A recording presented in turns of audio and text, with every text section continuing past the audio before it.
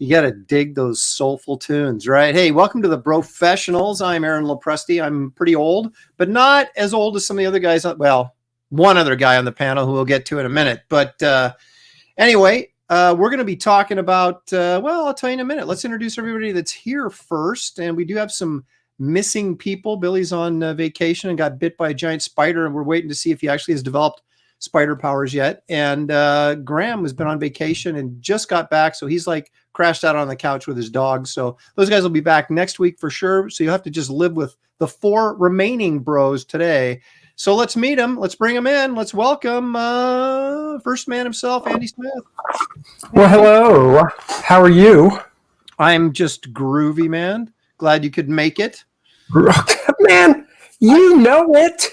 I know. I was getting a little worried. I just got back from vacation. I drove 9 hours, guys. I'm going to have to pass. Yeah, that's not a two-fisted manly thing, is all I'm saying. No, it's weak. It's weak sauce, but I'm glad you're able to make it. And now, speaking of old, like I was earlier, here's a guy that actually is older than me, although I may look older than him. But anyway, everybody, welcome, please, the Black and White Volume 2 Man versus Machine guy himself, Art Tavere. There he is. Yes. Youthful, just youthful. It's, you know what? It's good living. It's good living is what it is. It's the Lazarus pit. That's what it is. We know the truth.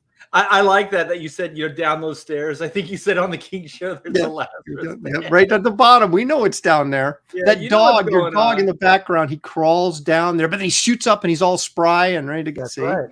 You got the ticket. You figured it out, man. Okay, so it's good to be here. It's good to be here. Thanks for hosting it, Aaron. Sure. And yeah, we do have some bros that we're going to be missing. But I thought we were only going to be the AAA show tonight. But Dan stepped up, man. Yeah, and let's say hello to Mr. Fragaboom himself, Dan Fraga. There he is. What's happening? Hey, glad you could make it. We know that you're I'm glad to make it. I have my hydration. That's right. Hey, you got man. things going on. It's called a stomach bug, gentlemen. That's the polite way of saying it. Stomach Well, bug. I was hoping it wasn't one of those little rock things that form. No. I've been very careful. Stuff. I've been very careful about those ever since. In fact, a buddy of mine in Florida went and had the same procedure done this yesterday afternoon, and I said, dude, just be prepared. You're like, the stone hurts, but just be ready.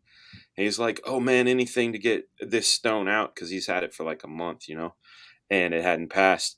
I wish I could share his Facebook post with you, because he messaged me and was like, dude, you weren't kidding. This is the worst. I said, just wait till you have to go to the bathroom. And then you read his status today. He's in a wheelchair and an outpatient, and he's like, I talked to my buddy. He didn't name names, but he's like, he got his from spinach and nuts and animal protein, and he warned me about, like, when I have to pee, I'd rather not pee, but it is the worst feeling ever. I'm like, yeah. And then I showed it to my wife, because when I had the double surgeries, I had it March 4th and then March 12th. She thought I was faking. She's like, you're a big baby. And I'm like, no, because like, it hurts so bad. It hurts so bad. As the first time you pee, when you get home and you pee and blood's coming out, and you got the stent and all that. Yeah. I know it well. You cannot help but scream. Oh yeah. Like you're just like, ah! It's like Wilhelm scream, but like for real, Was that like, remember Bill Murray on Saturday Night Live when they did that VD thing and he had to go, he went to the bathroom and he's like, it burns when I pee, and he's like going to the bathroom. Ah! No, what's that? Yeah, he was in the bathroom at a urinal. Was that Bill Murray or John Belushi that went in the bathroom? I thought it was Bill Murray, but it could have been Belushi. It was so long ago. Well, it doesn't matter, because my wife, Dan, like, she sympathizes with your plight, because when you were going through that, because she passed one as well, and she said it is more painful than childbirth. Like, well, he would know. Art, here's but the no, thing, those were her words. Not mine. This wasn't even passing a stone. This is the stone is up in there, and it won't pass. It's giving you that pain, but it will not leave your body. Oh, she didn't. I don't think she ever really passed it, to be honest. Okay. Well, they put you under. They take. You did pass it? Did they give it to you? Plink. That's the sound it makes. Made it into a ring, right? Yeah, I have all of mine from my right side in a jar there to remind me to drink. Dude, water. I've been in twice and had them removed twice, not just once. You know what I'm talking about? Yeah, I know exactly what I'm talking about. So you had the stents and all that. Yep. Yeah, they put something up your penis. They go up urethra. Yeah, they zap it with supersonic sound, so it crushes them into pieces. Then they put it's like Dr. Octopus's, tentacle claws, except they they're grab little, them out and they pull them out. Yeah, I know. And that's why the stents are in there, because, imagine this sort of soft tissue pipe and this thing going in and out, yanking stones out. We're losing viewers. I know. It's all tore up. So they put the stent in there to keep your all of that pathway open. And man, Aaron, I would rather pass a stone than go through the surgery again. Yep. Yeah, she didn't pass the stone. She just told me. Yeah. What a fantastic professionals episode! What a great intro. By the way, I've never had to have surgery for the couple times I've had stones. Just went to the hospital, had saline, had some painkiller, and was told, "Here's a little filter. Go home, and you'll pass it." It's like, okay. Yeah. So I'll give you some audible. This is going to be the whole show, isn't it? Look at these. Oh, nobody! I don't want to see that. These are the 9 that they pulled out of the right side. The one on the left side was a single 1.6 centimeter. It was 16 millimeters. Holy crap! It's bigger than a dime. What was the problem, Dan? They're bigger than a dime. Tiny. Oh my gosh! Imagine trying to pass that. No. I'd rather not. I don't know. I mean, if Dan was more manly down below, he probably wouldn't even feel it. Come on now. Hey, let's say hi to a few people in the chat and let's get this show on the road, shall we? Stippling Vaughn is here. Mike TV Dub. Hello, Aaron in chat. Should be a good topic of conversation. Yeah, this isn't what you were expecting. I'm sure. We get to it. It should be once we get there. Bretsky the Great. Robert Romano's like, crap, is it 7 already? It is. It's past 7. Marcus Killigrew, Glitch is here. Angela Curry, Quotha Raven, Lewis Bright Raven, K Manifesto, Citizen Ronan, and Dino Palicio. Bunch of good gentlemen. He says, I'm here, hide your wives. Look out, he's trouble. Mm-hmm. Randy Howell from Canada is here. Kevin Thomas. Canadian. It depends on the stream, but Andino can be my arch nemesis sometimes. Nah, he's the best, man, and he can draw. He can draw too. He draws really well, but he can turn. When he turns on you, man, watch out. Well, NT Comics, hail the chat. Hey guys, does the wait a minute now? Hang on. Does the asparagus trick work with those stones? Where if you can't smell the asparagus in your pee, then you haven't passed the stone yet? I've never even heard that. I've never heard it, but I'll tell you what, Glitch. When you're in the throes of having a stone and you're sweating and all, like there's no reprieve from the pain, you're not sniffing your piss, No. Marcus Killigrew is one-upping us big time. I've been through a lot, falling 10 feet, a coma from COVID, but I've never had a kidney stone. Well, it sounds like you've had plenty, so you don't need kidney stones on top of it.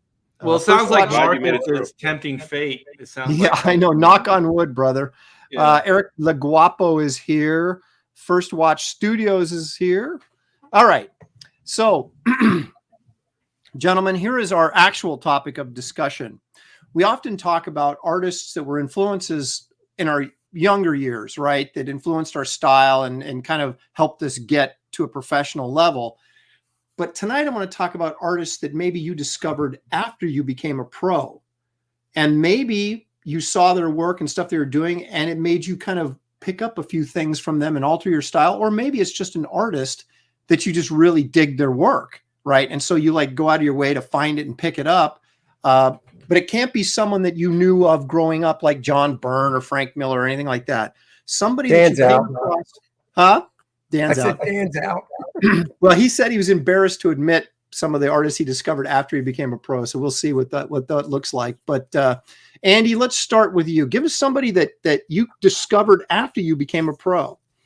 All right, I've got a few things, so you can tell me if this doesn't fall into category. This is more of a genre, but the main artist in this book I'm about to hold up, it is John Romita Sr. Now, yes, hold on. We'll see if this fits. You can tell me. All right. Yes, obviously I knew him from Spider-Man growing up, but it wasn't until I became a pro, probably a good 7 or 8 years in, that I discovered he did romance comics. And his romance work is awesome from the standpoint of just obviously the drawing itself, but the acting of the characters, because it's all real stuff, So does that count? Let me blow you up here. Else? Yeah, that's beautiful stuff. This? Well, I think that sort of counts. It's a bit of a cheat, but I guess if you find out something about an artist that you admired that you never knew before, I guess that's. All right. Well, hold on real quick, because I know we'll go around. I will throw down one that I never knew before. Okay. That's a sweet hat, bro, by the way. Oh, I thank you. The story would take too long to tell, but there's a story behind it. So here's an artist I never knew of when I was a non-professional, or an amateur, if you will. You're taking heat already, Andy, for reading romance comics. Shut up! I don't read them. I buy them for the art. But I didn't know this guy really at all. Leonard Starr on stage. This guy's art in this is just awesome. And I got this collection because there's a storyline where one of the main guys dresses up as a superhero. But is that a graphic novel? What is that?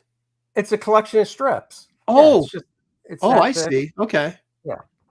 But the way he does his wrinkles, like, I'm just fascinated by wrinkles in clothing because I still struggle with them and I'm always trying to improve them. And the way that he does wrinkles, and then even just the simplicity, I'm trying to find another good example, the simplicity in the faces, very few lines to get the expression and the emotion across. And once again, just the body language and the acting from panel to panel and such. But like that dude in the robe right there, the wrinkles on that, just the brushwork. Yep. I just love that stuff. And since I do most of my inking with a brush, it's something I can really relate to. So this definitely falls into the category. Yes. I didn't know who this guy was until I got into the business. What was his name again? It's Leonard Starr. Oh, okay. Yeah. So it's amazing how many great artists worked in comics, newspaper strips and stuff. Yeah, Leonard Starr was contemporaries with like Stan Drake. Kind of the backbone of Neil Adams when he was doing the Ben. Well, Casey the funny thing was, and I discovered these after I broke in as well. I didn't bring them over, but there was I think it was 3 volumes because it's on 3 volumes graphic novels called Kelly Green that was by Stan Drake and Leonard Starr, and I think it was Stan inking Leonard Starr. Wow. Which was really cool because Stan inked with a pen and had some nice wispy pen lines. And like Dan said, Neil Adams got a lot of the inking technique from Stan Drake. And you can see it in that combination in those 3 graphic novels. And another fun fact, did you know Stan Drake inked The Pit, which was a new universe thing at Marvel over Sal Buscema? No. Stan Drake did? Yeah. That's it's cool because you can see Sal, but Stan was such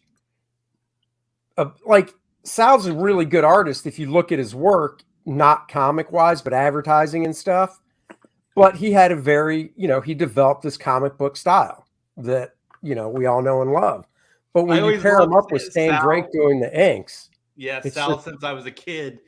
It's cool. Yeah, I thought he was killer. I finally got to ink him on a Spider-Man issue. Sal Buscema. What? Did you really? That's cool. Yeah. I bet that looks good. I've never seen that. You don't know the number off the top of your head, do you? No, it was one of those rush situations, so I'm not sure how good it is. A lot of it's weird. Like I'm sure you guys all have these stories where you kind of get thrown at you like your dream job, but it's the worst working conditions you can ever have. You know, it's like a mixed blessing. Oh, look, Graham's in the chat. Oh, I can't click on it. So Graham said Kelly Green was written by Starr, but all the art was Drake. Okay. So it was a team up, but all the art was Stan Drake, but it was written by Starr. So there you go. You just got schooled by Graham Nowlan. I did. It wouldn't be a Professionals if that didn't happen. That's right, because Graham is old and he knows his stuff, but he's not as old as you, Art. So enlighten us with someone you may have discovered, despite your long lifespan, that you were a professional and you said, hey, who's this guy? Well, you know what was like just what's great about like my career, because you guys were all kind of like more pencilers, so you worked with writers and inkers, but you didn't work with a variety of artists. Like I got to work with a lot of different artists. So I would say what really influenced me the most is just it's too numerous to mention, but just people I've gotten to work with over the years. So it's kind of like, you know, that adage, oh, well, inkers are tracers. But, you know, if you think about it just from that standpoint, your muscle memory, like you're going over every one of those pencil lines. You know what I mean? You're spending hours and hours like inking Aaron Lopresti or, you know, Dan Frago or, you know, Andy Smith or whoever. And so you're kind of picking up on their isms or how they structure things. And also, this is why I hate blue lines, is because pencils, when you got pencils, I know, Dan. He's going to go Will Smith on somebody here if we're not careful. Yeah, slap. But the thing is when you get the pencils, you see structure or you see things that have been erased. Like there's ghost lines that no one. Blue lines lose all the nuance. Yeah, all the nuances. It's not there. And to tell you the truth, like a pencil line will inspire me to ink it in a certain way. Yeah, I did teach at Windsor McKay. The damn guy, he never thanked me. How dare him? Oh, wait a minute. They're rolling in now, Art. Like back when you did the original lithographs for the US dollar. Wait. Let's go back to he didn't thank you. He named Gertie the dinosaur after your loins. Oh. Yeah, he did know my loins well. It was a different time. It was we can't judge. Really was. We can't judge. But yeah, I mean it's really just give me a name, Art. There's got to be somebody that you stumbled on and went, that I worked with? Well, yeah, but work with them. Maybe you're at a con and you saw something in Artist Alley and we're like, whoa. There's a ton of people. I wrote down a bunch of like my biggest like right now is just Sean Gordon Murphy. I think that guy is just killing it right now. Yeah. Just a penciler inker combo. Just I haven't seen the likes of in forever. And the thing is, he's doing everything that I would love to do. You know what I mean? Like at some point I am going to just break out the brush and just start just throwing lines down, because when you look at his work, that's what it looks like. It doesn't look labored at all. There's texture, there's brush lines, but at the same time, it's very technical, you know, like because he does machinery. And I have some images. I'll share them with you. Yeah. Did you get his art book that he did? He crowdfunded? Yeah, I got almost all of his stuff. I met him. He did this book like years ago. It was called like Outer Space or something like that. I became his friend, and this guy was inking him with like a rapidograph, and it was pretty good. But man, I just saw so much potential. And then I kind of fell out of like, you know, hanging out and talking. And the next thing I know, he's showing up doing stuff like this. Like this is one of his creator. Like I think he crowdfunded this, the Cafe Racer. But yeah, that's so cool. Look at that bike. Jeez. Just fantastic. I mean, you know, he's photographed and stuff, but still it doesn't look like it. You know, it still looks very much his style. The characters fit in so well. His backgrounds are always fantastic. The figure work is great. this stuff just inspires the hell out of me. Yeah. Do you find yourself looking at certain things he does and going, I think I might incorporate that shading technique or something here and there? Well, this is stuff that I've played with, but never to this degree. You know what I mean? Because when you work for the mainstreams and things like that, you don't really get to experiment too much because one, there's not really a lot of time, and two, people kind of want you to do what you're known for, so you don't really get to go outside of that too much. But when I would do convention drawings and stuff like that, that's when I would get to play. You know, those are the things I really liked in the day when conventions were a thing, you know, before the COVID, and you could go there and just experiment and have fun. And at some point, you guys are going to see this type of work coming from me because it's definitely there. And this stuff, like I said, look at how technical it is, but at the same time, how loose it is. It's almost like, do you kind of get this, like when his backgrounds and stuff, especially sort of have a sort of a, what do I want to say? Kind of a 60s commercial art design quality to him. You know what I'm talking about? Yes, he looks it looks very commercial art. I think that's where the realism with the bikes and the cars and all that stuff comes from too. But he definitely has a cartoony background too. Like, look at this Wolverine figure. Oh yeah. Well, it's kind of like Michael Golden in the sense of the figure work is more expressive and cartoony, but then all the backgrounds and stuff are pretty, you know, realistic. So he's merging the two really well. Yeah. You know, the exaggeration on the figure work and stuff, but keeping the technical aspects of the machinery. Yeah, I really dig his he stuff. Just had a new Batman book come out this week. So, oh yeah, another White Knight thing or whatever. So are we just going to kind of make the rounds and you'll get more opportunities. Okay. We're just going. I thought these were supposed to be artists that you didn't. Well, I guess this is someone you knew about after you broke in, so I guess that makes sense. Yeah. But it could have been a newer artist that just broke in, or it could be someone that's been around for, you know, decades and you just didn't know about him. And, you know, like Gil Elvgren, I didn't discover Elvgren until, right. You know, So anyway, Dan, what do you got? Michael Golden.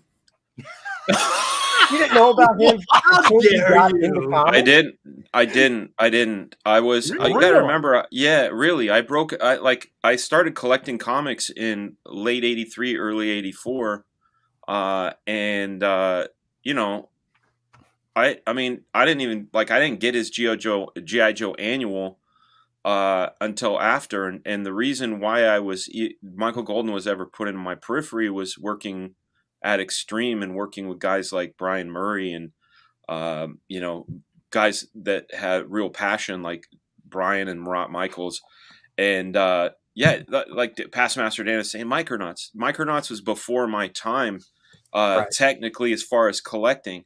So all of the people that I was really into, like Art Adams and McFarlane and like some of these other things, you know, I think it was Murat or somebody said, man, Tom McFarlane is a poor man's Art Adams, and Art Adams is a poor man's Michael Golden. And I was like, who's Michael Golden? And he's like, you don't know Michael Golden.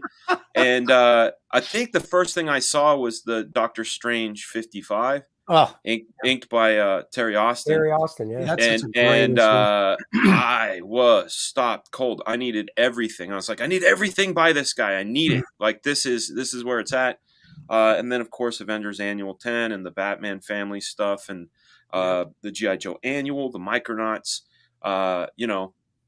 And the thing that kind of blew me away, though, is there was an issue of X-Men, Uncanny X-Men. It was 273. It was a jam issue. I think Scott Williams inked everybody in it, but it was like Rick Leonardi, John Byrne, Michael Golden, Mark Silvestri, Jim and Wills had all done pages. So you got to see Scott Williams ink all these guys. Yeah. And it turned out that I was familiar with two of Michael Golden's stories that he had done, but I didn't like put it together that it was the same guy because it was so different. Like the stuff he had done in that X-Men was really different. And then there was this, I think it was a Wolverine annual where Wolverine's fighting these like monsters and helicopters spitting fire at him. And then the camera pulls back and it's a kid playing with toys. Right. That was a great story. Awesome. Help me out. Who's the inker? John. He worked at CrossGen for a while. John Dell. Dell had the original art to that story. I don't know if he still does. He brought it in, and we're just like going, "Oh my gosh!" Yeah.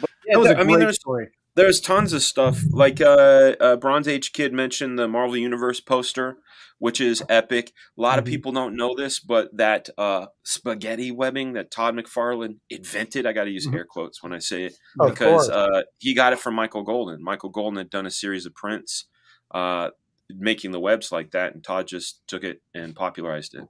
But mine's Michael Golden, and that's why I said I'm embarrassed because we hold him in such high esteem. But once I did discover him, he became my favorite. He's still my favorite. Okay, all right. Well, then we'll let that go then. And okay, I'm going to go way.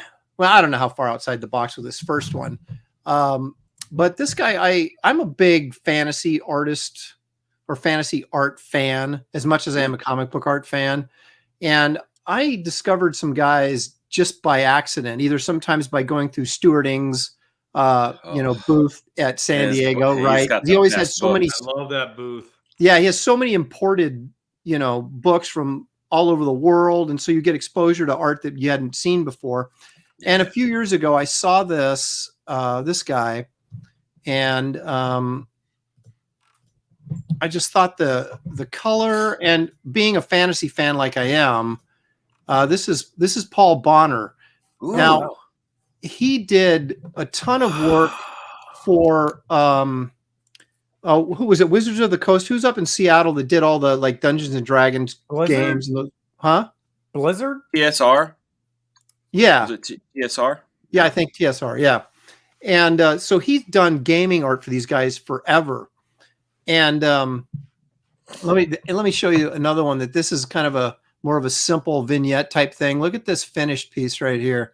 Well, not that the other one wasn't finished, but this is interesting. Is you can see like some of your work that you're kind of like inspired by this guy, because I can see it in your work. Yeah.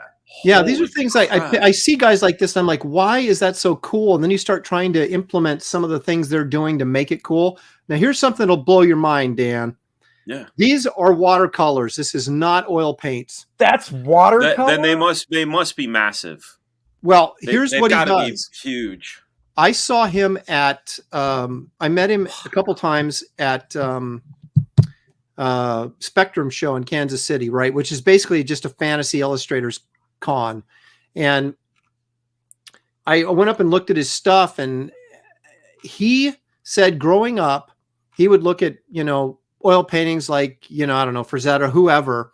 And he didn't know the difference between oil paints and watercolors. So what he had watercolors that were, Dan Brereton tells pretty much the same story, is that he was looking at oil paints and had watercolors available to him. So they're trying to emulate that oil painting style with watercolors because they didn't know any better, right? They didn't realize that oil paints were their own thing.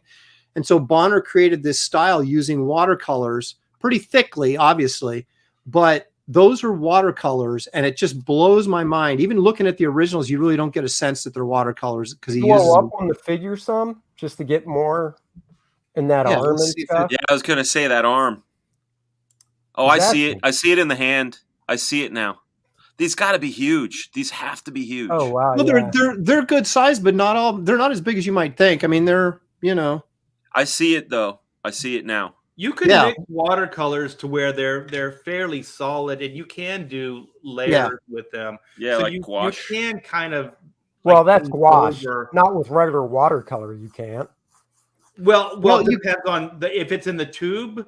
It depends if you water it down or not. Yeah. He might be doing the Alex Ross style too, where he. I mean, you know better. Just looking at it, I go, oh, if I had to do this. I would paint the whole thing in gray first, like have all my values, and then I would lay the color would be almost strictly for hue only. Like value would come from the gray. Yeah, from the tonal drawing. Well, I don't even know where to begin on a piece like this. Well, that's a smart thing to do. I remember talking to Butch Geis, who was trying to do a painting for a cover at CrossGen. I'm like, dude, establish your values first and monochromatically, regardless of what color you use. Like, not Leyendecker, but geez, Norman Rockwell. Oh shit! Right. I was like, he's not going to say Rockwell because that's obvious. Yeah, I know. I just couldn't come to me for it. But he would do his underpainting in Mars Violet, which is kind of a really sort of it's a purple, but it's really, really gray.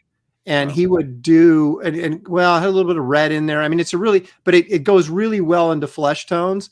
And so you do his underpainting in Mars Violet and to establish all your values. And then essentially all you're doing is filling in light and shadow with color.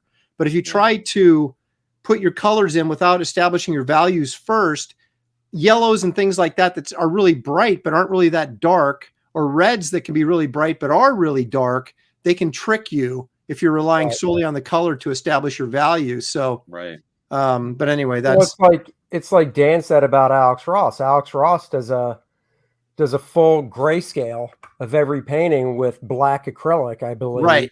And then watercolors over it with gouache and basically just tints everything. I mean, that sounds a lot easier. Don't get me wrong. It's not, he's got a whole book out. Yeah.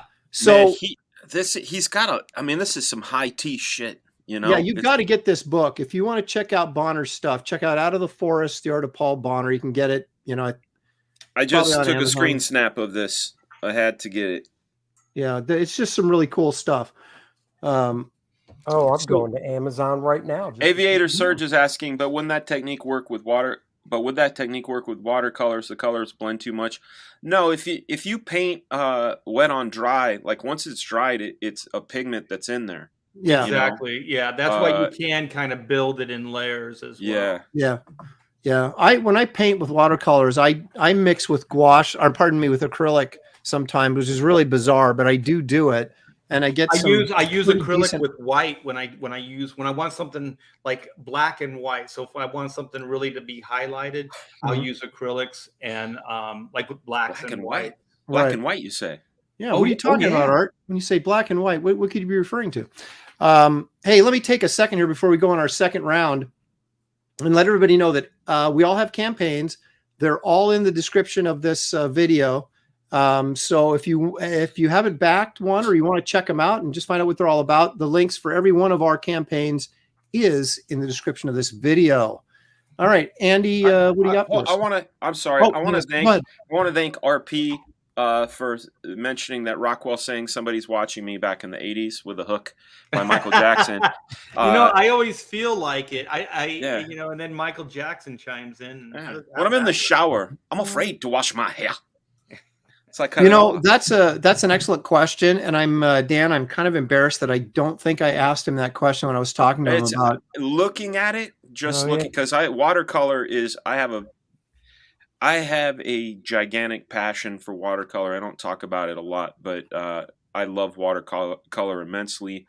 I am crazy about the materials that they make the pigments with. You know, some are made with cornstarch, the cheaper ones. The more expensive ones are made, the binders are honey, like if you get a Schminke watercolor set or Block X. Paper-wise, just looking at it, because you're not seeing a lot of textural detail, I would guess it's a hot press. It's probably pretty beefy, too, probably 140 pound. I was going to say, it's got to be heavy paper. It might even be, there's a brand called Fabriano. They make a hot press 140 pound Fabriano Artistico, and it's made from cotton. It's 100% cotton. So it's paper, but it's not. You know, it's so you can paint on it and then wear it as a shirt later if you wanted, because it breathes. Sorry, Andy. Cotton. No, it's all good. All right, what do you got, Andy? I found a website that shows a lot of the interiors of that book. So. Oh yeah, it's just. I'll pop it in the private chat. Share, please. That sounds awesome. I'm here to educate you guys. Graham's not here, so I'm going to step up and. You're going to step in. Yep. That's good. All right. Let me. So this one, I don't know if this falls into the Dan embarrassment category as much. It's a category unto itself. I'm sure some of you guys, and I wouldn't be surprised if Dan goes, seriously, you didn't know that guy before you got into comics? And I can say, no, it's probably about 3 or 4 years in, and I have all the books, but I'm only holding up his first one, which is Master Moon Shiro. Oh my God. Yeah. I didn't know this guy until like 4 years in. I've got every one of his Intron Depot books. Do you have like Tank Police and Dominion and oh yeah, I've got Ghost in the Shell. That. I mean, Ghost in the Shell is my favorite. But that's a great call, Andy. Man, I didn't even think about that stuff. Show us some stuff. In the day, that stuff had a big impact on me. This guy's stuff. We used to have to protect our books in the studio. Like when you see my copy of this, my name is written on the cover, on the spine, on the interior pages, because people would take them. You know, some of my music's like that too. Like I go through my CD collection and it's like, why is my name on this? Oh yeah, that's right. Because you stole it from me. Steal my music. Love the color on that. Yeah. So so love you too, baby. Wow. So I got hooked on this guy's stuff, and every year, however often those Intron Depot books came out. The first two are the best because he got into CG and stuff. There's 4 of them. Okay, like so Ballistic. There was one called Intron Depot Ballistic or whatever, but he started drawing less and using more computer generated, like the textures on women were like these. Much. I didn't like that as much. Yeah.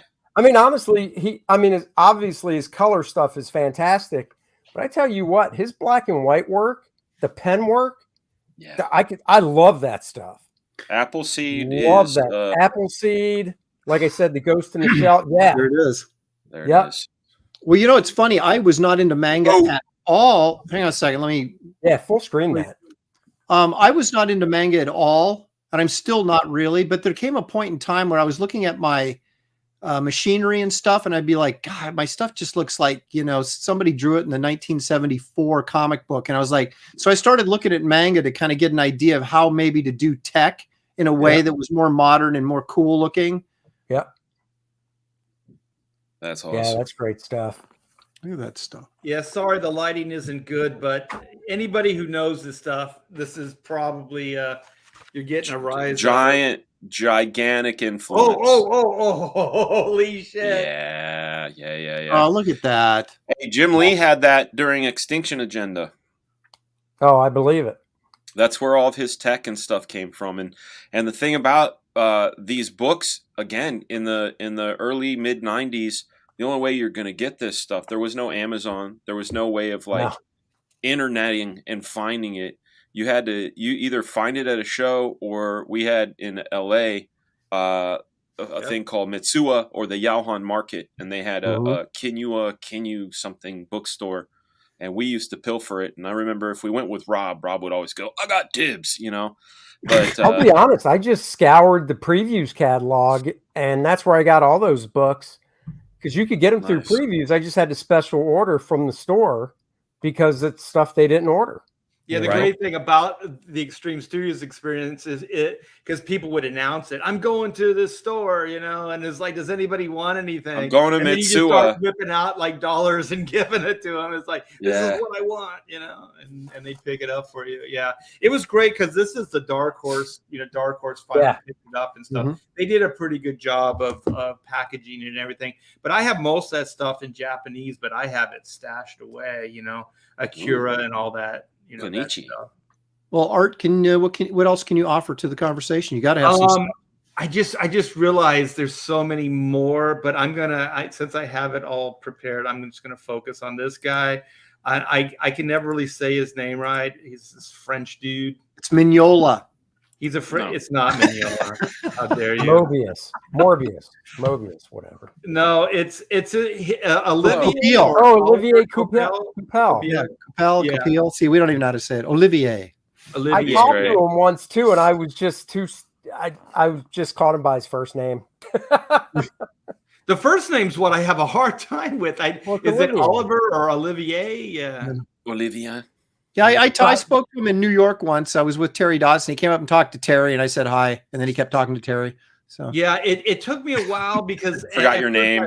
I liked them when other people would ink, and it took me a while to start really getting into, when he inks himself with like markers and stuff. But I actually, there's this kind of kinetic like energy that he has when he inks his own pencils, and I like it now. But here's some of the slickers. Well, this is this is him. Dude, I love it when he inks his stuff. But Art, real quick, well, once you go back to full screen, I got something to see if you've seen. Juicy. Yeah, it's just crazy, and it's just marker and just dropping in shadows, and it's really, really well done. And it doesn't. Is there any wash? Is there any wash in there? I think there is some wash. Like sometimes he would throw some in. Like if you look at the legs, it looks like there's some gray tone in there. Yeah. Because that Thor had gray tones in it. Yeah, that was a con drawing, I believe. And then like this is some of his, more like mainstream. This is a very low res, but in the day he was doing some killer Marvel stuff. I love his effects, his the transition effects. Like sometimes he'll put that what's that called, bokeh, when lights are blurred in the back. He has this technique to put this sort of bokeh of stuff back there, and it looks legit, Yeah. Here's some. Oh, that's a nice piece. Look at that. That's very Travis. Yeah. Well, you can tell he's definitely from that school for sure. You can tell the Travis influence on him, but it's just his own thing. It's still his own thing. Yeah. Yeah, this guy knows how to draw. On the motorcycle says Silvestri on it. His little tribute to Mark. It is really good stuff, man. There's a lot of energy, and the drawing is so good, but he makes it look so effortless, and I think that's why. One reason I hate him, and one reason I really like him as well. Yeah, he's a guy whose stuff I buy, and I don't give a crap what the story is. Yeah. This stuff is so good to look at. Yeah, and you know what else is like that? He kind of uses more normal sized figures. Like it's not super exaggerated, like like 90s comics were. They're more like realistic proportions and body types and things like that. So I think that as far as like a modern guy that's influencing the industry, I think he's probably one of them, or at least one of the top guys. Yeah. So check this out. Have you guys seen this? House of M, entirely. Now I can't read it because it's in a different language, but it's the whole House of M in black and white. I don't have that, but I have the trade. Yeah. So oh my god, it's so good. Yeah, in black and white. I bought a couple of the issues and thought it was a very dull story, so I didn't continue. Yeah, it's like the art. What language is it? Let me see. I want to say it's from Panini Press. It's Italy. Italy, yeah. And that's where I ordered it from, their website. And it was just one of the they've done a few black and white editions of stuff. But I just love this stuff. Yeah, I'll pick that up. There's a lot of different inkers on that series as well. The one, what is it called? Magics? What is that book he did with Mark? Oh, Magic Order. That was, I mean, you talk about just like talking that one's heads gorgeous. And stuff like that. That it's thing gorgeous. was gorgeous, man. Yeah. Yeah. So that would be one of my guys that I had been turned on. That's a good one. You're bringing up. I'm glad there's a little overlap because you're bringing up these guys, and I'm like, oh my god, I can't believe I didn't think of that guy. So that's what you did with I can never say Shiru or whatever's how do you say his name? Yeah. Shiro, yeah. That's an excellent choice, and someone and he's as well as me. I didn't discover Olivier until, well into our career because he didn't come onto the scene until we'd been in it for 20 years. Come onto the scene until like right around 2000 because at CrossGen, he was one of the guys we were thinking about contacting before the show. Oh, really? Wow, yeah. I didn't know that. Yeah, but I saw his stuff on Thor, and I was just like, wow, this is really cool. This is back when he was doing Legion at DC. Yeah, really? I didn't know that. George Jimenez.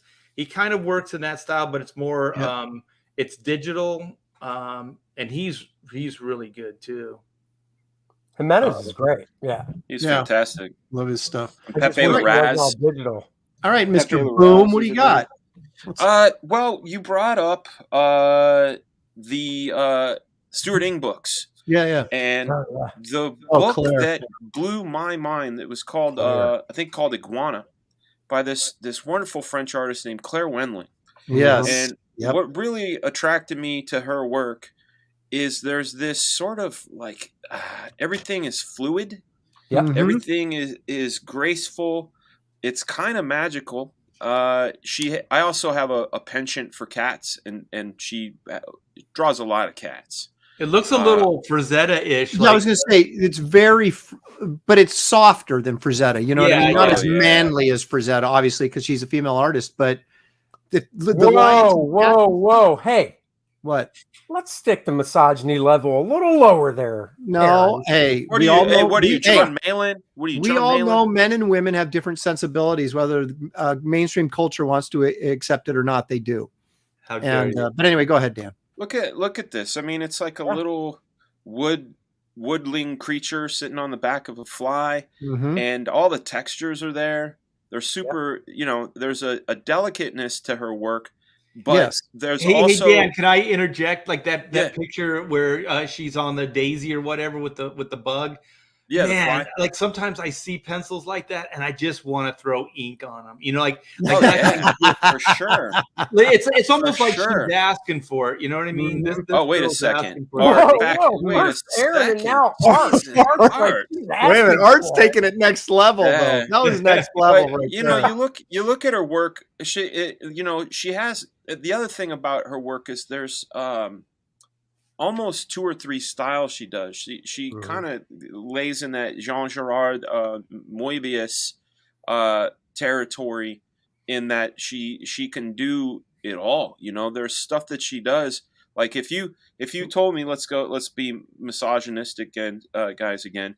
But if you told me this was done by a dude, I'd be like, yeah, totally it is. Like it looks badass, And when I grew up, the artists that I saw, they're all competent and great. The lady artists like June Bridgman or Colleen Duran, there was still sort of a definite, you could tell it was drawn by a woman. The men kind of were a little tender-toed, I guess. There's different sensibilities that they bring to the table. That's just a fact. It's not good or bad, but it just simply is. Yeah. But Claire, I try to buy everything I can. I had the fortunate happenstance of meeting her at WonderCon like 2017. She was there signing it, Stuart Ing books.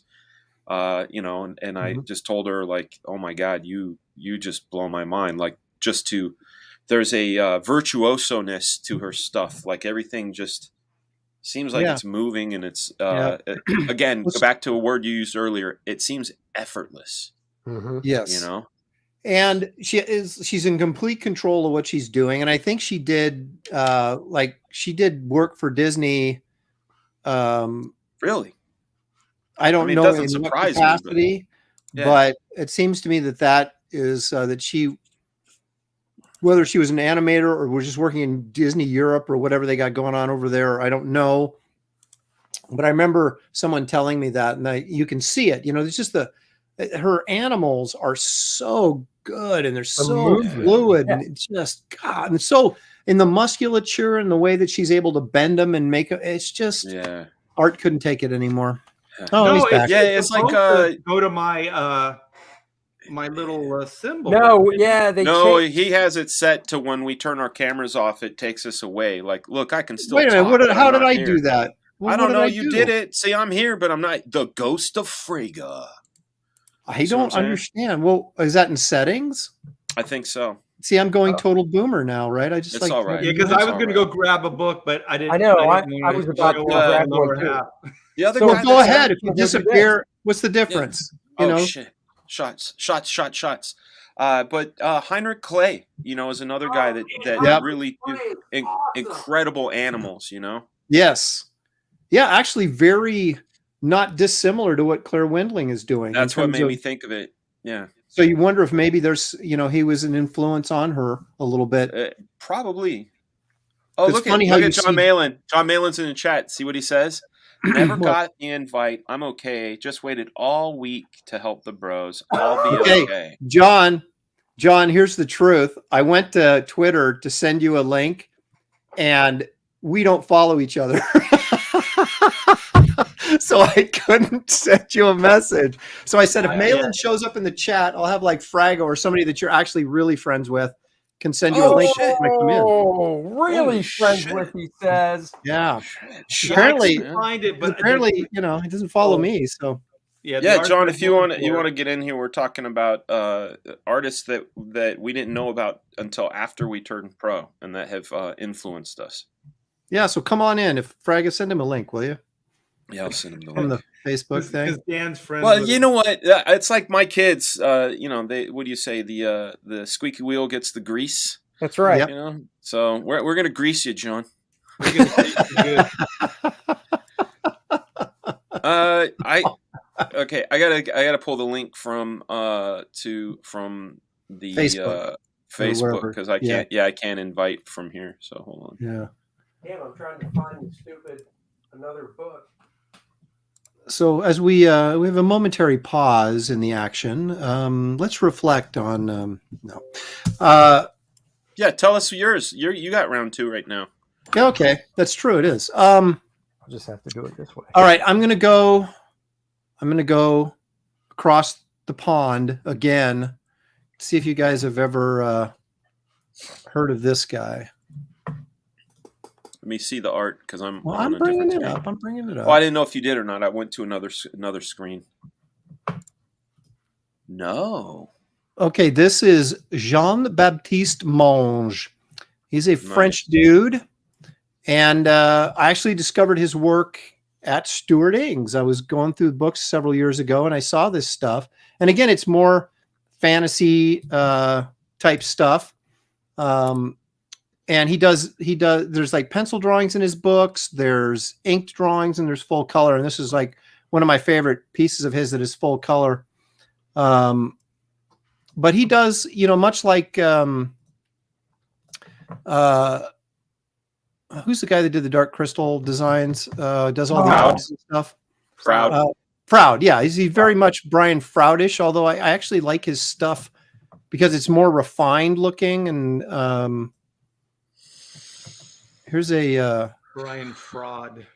Oh, stop. Look at that. Oh, damn. That's beautiful. Yeah. Wait, is he the same guy that does the little baby versions of characters? Like little Wolverine and little Daredevil? No. He doesn't do any comic work that I'm aware of. Okay. This is older stuff, right? I mean, this illustration.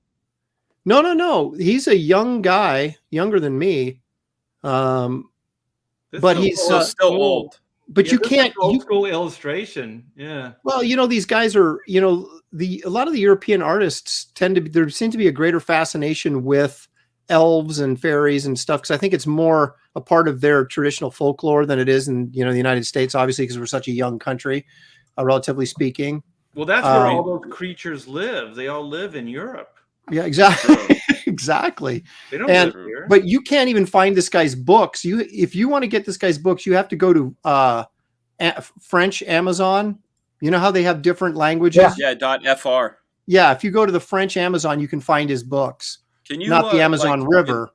In the bros Facebook room, if you can just put the names of these guys because they're all new to me. Okay. Dude, in that Paul Bonner book, in the back of it, he has a creative process section. What? Yeah, I think he's Irish. I'm not 100% sure, but I think he is. And there's the first book I picked up of his. You can't see the guy, but it's like this little elf dude behind a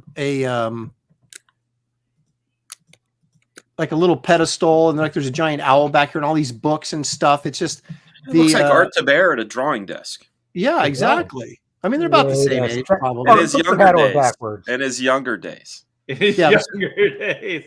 But this book has pencil illustrations in it, watercolor illustrations. It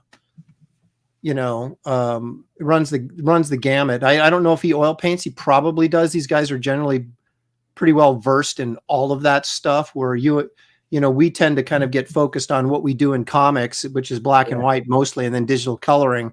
These guys are, tend to be more old school illustrative, but that's John. Oh, let me show you his pencil drawings here. It's always weird. As good as that stuff is, I always just try to how do they make money? Like, you know what I mean? They don't. Yeah. I mean, it's amazing. They don't. Holy crap. JBMonge.com. That's cool. I see that. Because I'm thinking J.K. Rowling should have been giving this guy a call, when they were bringing the whole I see Harry Potter stuff to life. I think Mike Plug might be a fan of this guy. I see he's post Plug, so maybe he's a fan of Plug. It's post Plug. This isn't like a classic. This guy is young. Yeah, he's probably like your age, Dan. Thanks. No, I thought you were saying that this guy's an old timer, but no. Okay, so he probably is into Plug.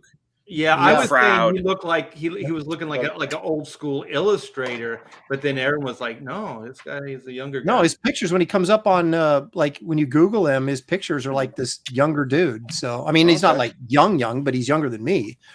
Hey, I'm young. His name again? What's that? Jean-Baptiste Monge. Yep, Monge. I've got like 3 of his books. These are great. I need to get them. Yeah, it's funny just by happenstance, man. Sometimes you can just come across guys that are just brilliant, and you're like, how did I never know about this guy? Yeah,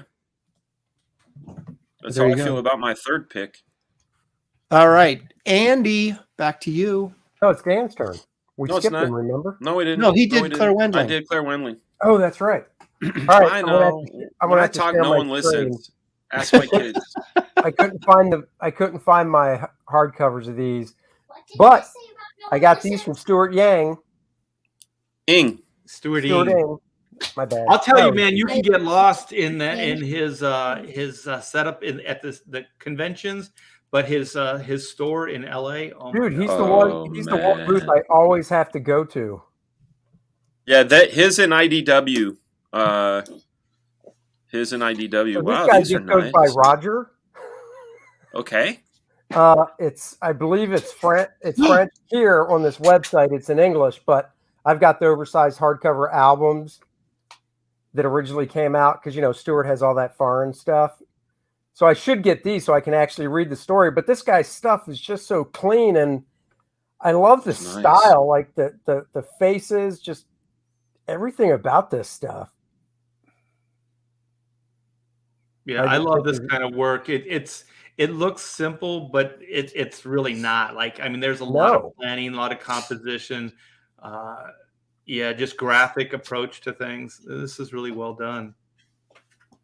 Yeah, so I've got 2 of the hardcovers of this. Lewis Bright Raven says Monge is 50. So okay. He's still younger than me, but he's older than me. Yes, but younger than me, and much younger than Art. That's right. That's like at least a fraction. Only a tad bit younger than me. Yeah, fraction. So I just all it says for art credit is Roger. So. What's crazy about it is how consistent it is. Like every one of the faces, every one of the body, types, it's all consistent. Yeah, this guy's got animation in his background. He has to. Yeah, it sort of looks like it, doesn't it? There's so many really good European artists that we just aren't unaware of. I love the way he just does. Like the style is just so consistent throughout with the hands, the nose. That's one of my picks was going to be like Jason Pearson, and like Jason Pearson is like this type. Like it looks kind of simple, but it's not. It's just well constructed. He's another guy who's had periods of work where I'm like, this is unbelievable, and then this is like, it's cool, but it's not my bag. That first Body Bags. I was like, oh my God, I'm all in. But then the second Body Bags, where it kind of went a little more outliney and a little more exaggerated, I didn't feel it as much. I'm the opposite. I thought that rendering stuff looked kind of clunky and heavy and stiff. And when he inks himself with a marker and things, I really like that. This is Jazz Menard. Man, he's only 2 vowels away from being something else. From you know what.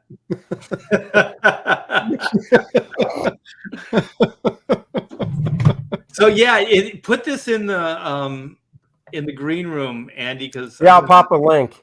Yeah, I'm gonna check that. That stuff is right up my alley.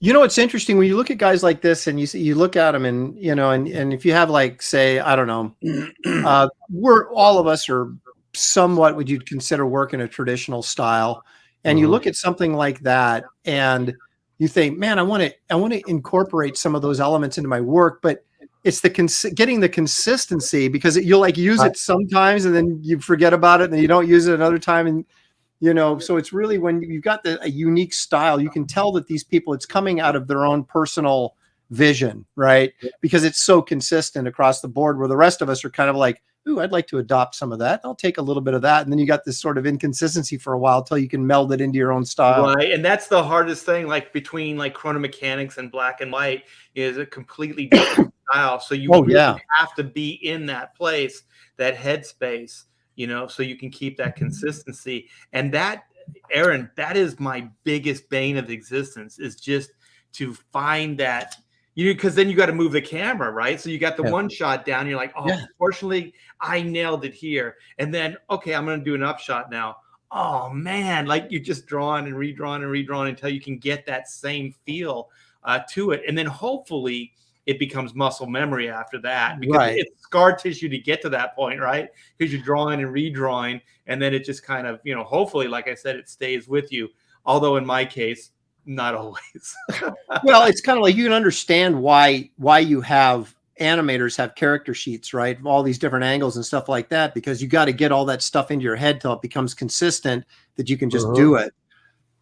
Well, what I do too is I got Xeroxes around me. So like previous pages and things, or shots that I really like of the characters, I have them around my drawing board. So I'm kind of glancing at them. So I can always go, oh, that's the way I want to draw it. You know what I mean? Staying on model. Yeah, because even like when I was working with Dan Jurgens had like, and nothing against Dan, because there's a lot of other artists that are like this, but he had an upshot that was like, you could see, oh, this is like a Neil Adams inspired, right? And then there's a straight on shot, and it's like, well, that's kind of very Dan Jurgens. But then there's a profile that's like maybe John Byrne or something, right? So you can kind of see it, but it's not all consistent within the same style. But it's kind of like they memorized certain things that they liked when they were. That's what you were there for, though. You tied it all together and made it look like it was, cohesive. You try your best, but you did great. You can still kind of see it, and like I said, thank you. All right, man. Dan's gonna smack me. He's gonna reach across the screen and just. Well, your ass. Art, since you're talking, show us somebody else. Oh, I will show you somebody else. And you guys are going to wait, what the heck is that? Don't go there. You guys are going to go, oh, yeah, whatever. It's a private collection. It's so obvious, but I think a lot of the stuff that I've been talking about is all kind of come from this guy right here. Travis Charest. Yeah. Some of these are really good resolution I found, so I can blow this stuff up. But look at this. Do you remember when you got Wildcats X-Men in your hands for the first time? What happened to your soul in that moment? It was crushing. Yeah, crushed. It was like, this guy is so good, and you just feel like, you're just defeated. You're like, dang. Yeah. It's weird because it simultaneously destroys you and inspires you. Yes, exactly. It's just but I love his stuff. And the funny thing about Travis is his stuff, it looks so tight, but it really isn't. He has a lot of kind of like random cross-hatching and stuff in there, but it's just so fine. Everything is so fine, and it just blends so nicely together, and it doesn't feel loose at all. And yet it really is in a lot of ways very loose. It's because the structure is so solid. The thing is, like I'm trying to relearn the way I approach because of just what you said, Aaron. Is like when you work in the mainstream, like hatching and stuff is usually very patterned and very lined up. It's very aesthetically, like clean and readable. But this stuff goes against all that. It's like it's more like actual drawing. You know what I mean? Like, oh, I'm going to create a gray tone. Oh, well, it's not quite what I want, so then I'll bring a crosshatch. Oh, it's not as dark as I want, so then I'll bring another hatch in. You know what I mean? So it's more of like just kind of realistic, approach to very graphic kind of, pencil and ink kind of format. And he's just so freaking good at it. I like stuff like this where, it really does look sketchy. It's just like going crazy with a pen, like a marker. This isn't even like, a crow quill or anything. Yeah. Yeah. He's just using like microns and whatever. And like the little, oh, go ahead. I was going to say one of my favorite things about Travis is he does this sort of little filigree, like his hair, the way he does hair is very unique. The way he does smoke is very unique. That's Travis smoke. That's a Travis haircut. Yeah, it's kind of whimsical. It's very realistic, but then there's like these little like whimsical aspects to it. And then there's also like these little, I guess like what you were saying, like flourishes, or like where you just kind of like, oh, I'm just gonna not lift up the pin, and I'm just going to scratch and do like these little squiggles and stuff. And it kind of gives a charm to it, but also everything looks very organic and kinetic. Like there's no solid blacks here. So by doing that, it just looks very kinetic. Like everything's moving, even the solid blacks. I mean, look at all that. Look at all the stuff he's got going on in the lapels. I mean, it doesn't really make sense, but it just kind of works, It's just kind of this loose sort of texturing. Yeah, exactly. Yeah, he's like that waxed that's such waxed a great burlap. Piece. Yeah, that's such a great piece. So gorgeous. Yeah, he's got that whimsy in his design work. I think is pretty cool. It's very like Star Wars, like old like George Lucas kind of. I see Mobius all over. Oh yeah. Yeah, but like the guns and stuff, like with the wires and things, it kind of looks like Tatooine, kind of like Star Wars as well. But yeah, definitely Mobius. I mean, look at the design work. How could you not? Yeah, it's like if Mobius shrunk down and used tinier lines. Yeah, and it's kind of like it is kind of European style of rendering too. He's Canadian. His stuff looks very European, or what we would consider a European look to his work.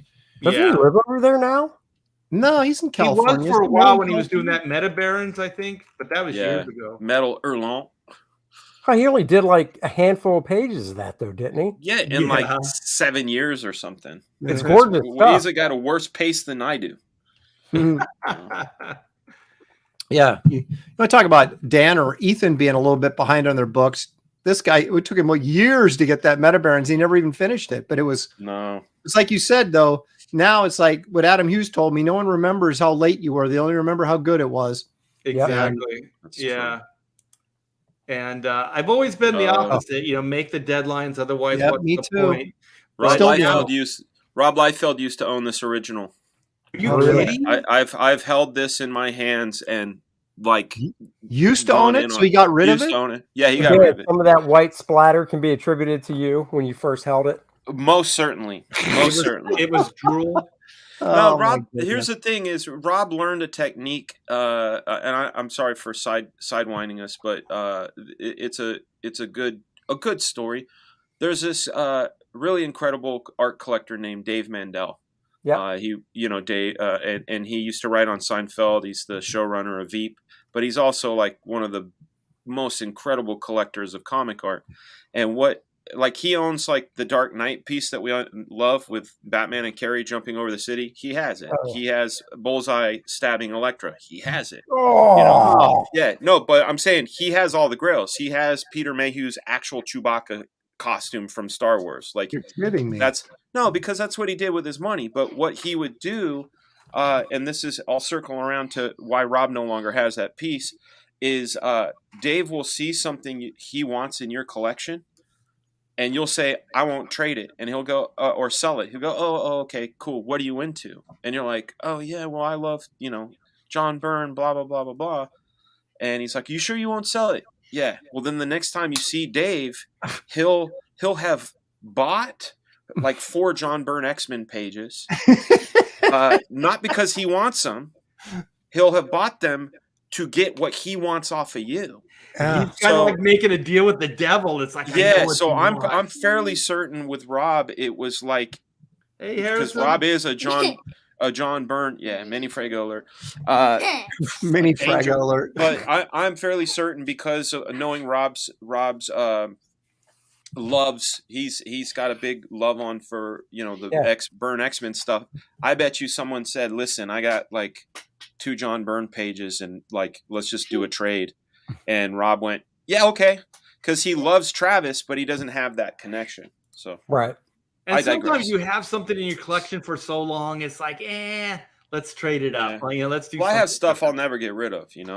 Like no, I've sold some stuff that I wish I hadn't. That was more out of necessity than desire to get bored with it. My Alex Ross cover, I wish I still had it. My long shot cover, wish I still had it. What was it a cover to?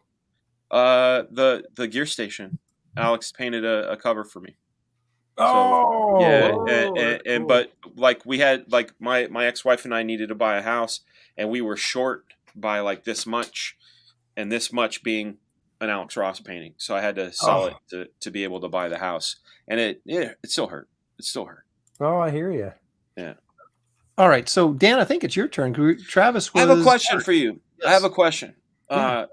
Because I have 2, and I don't know if we're going around the horn, and we're only a little over an hour right now, and I don't know if we're going around the horn one more time. If we are, I know what I'm going to do. Second, okay, so if we are going, then I'm going to bring up my first, and I'll tell you, having friends that love comic art as much as you do, like you guys, and like Graham has been just an incredible enlightener of art. I have a friend, you guys probably know him too, Dennis Cowan. I've known him since I was 15 years old, longtime friend, and I was over at his house, and we were talking about Leonard Starr and Stan Drake. That's where I learned about them and their history. But the guy he showed me, we were talking about being in France and buying books while we were in France. There's a big store there called Album, which is like it is the top of the mountain as far as European comics are concerned. And he said he ran into this artist, and this is one of his favorites. And when he showed me this work, I hit the floor. So Alberto Breccia, if you guys want to pull him up. Ring the bell. Ooh. Well, look at those faces. Are you kidding me? I'm not kidding you. So these are all faces from a book he did called Mort Cinder. And I'm still aghast. When I look at these, I'm like, these are crazy. And these are done by like some, I don't know if he's Spanish or Italian. Breccia sounds Italian. But if I go back, let me see if I can use this same page and just type in Alberto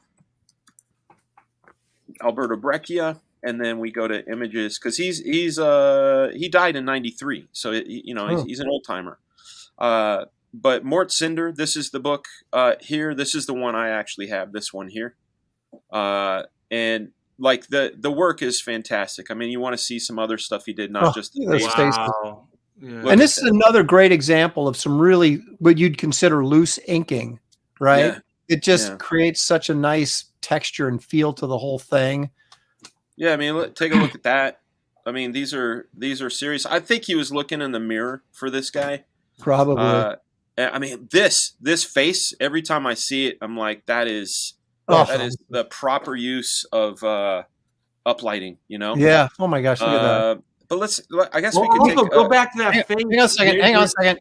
Michael Deesh is throwing me $5, and I got to say thank you very much for that, Michael. Really appreciate it. He says, "Love this stream. Appreciate the insights. Thanks, gentlemen. Thank you." Yeah, man. Mike, I feel like even for me being a co-host and participating with my brethren, I'm feeling like I'm getting hit with a treasure chest. It's like this is some Yeah. Pretty epic stuff. But this face right here is great because it's not just the light and the dark, but there's also a great gray areas that he's created on the sides of the face and things. Like that's so good, man. He reminds me of a more restrained Topi.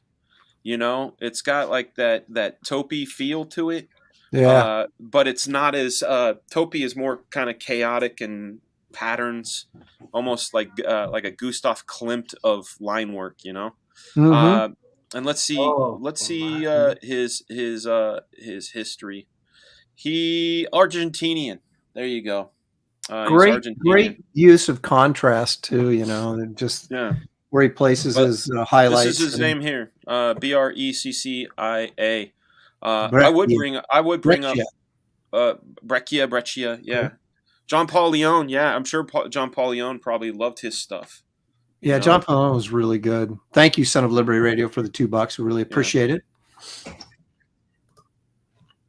Oops. You're up, Aaron. You're up.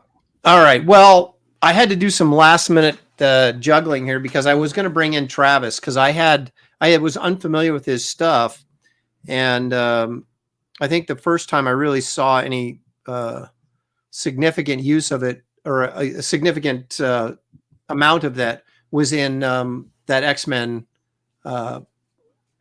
Wildcats. Thank you. Crossover book, and I was just like, whoa. And I started stealing immediately, right? But I mean, my style is so not Travis's style. It's hard to, you pick and choose. Like I took some of the cross hatching techniques and things like that I could incorporate into what I was doing. But yeah, I mean that was just really. You ever get into his Space Girl stuff? Yep, I got a book, that little hardcover. I had to because I think the English one was so expensive. I ended up buying the French one. Yeah, but you had to get it new. It's like over $100 now as a collectible. It's like really expensive. Well, I bought the French one for like $25. It's got a yellow cover on it. It's not as nice as ours. Oh, he got his signed and drawn in. Yeah, I don't think mine's drawn. Actually, it does have a little sketch and a signature in there. So, not to try and one up art or anything. I'm just saying. Yeah. Oh no, it's funny because I met Travis early on, and I was like, because Troy Hubbs I think was inking him, and Troy was working at Hack Shack for a while, and so then Troy invited me over, and then lo and behold, he's inking Travis Charest. They're sharing studio space, and I was like, oh my gosh, come on! How do you go from not really doing a lot of work professionally, and then inking Travis?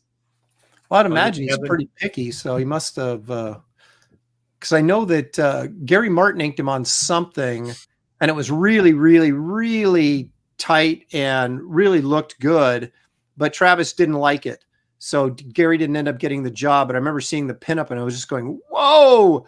But because Travis has a certain sort of look that he wants to maintain. Right.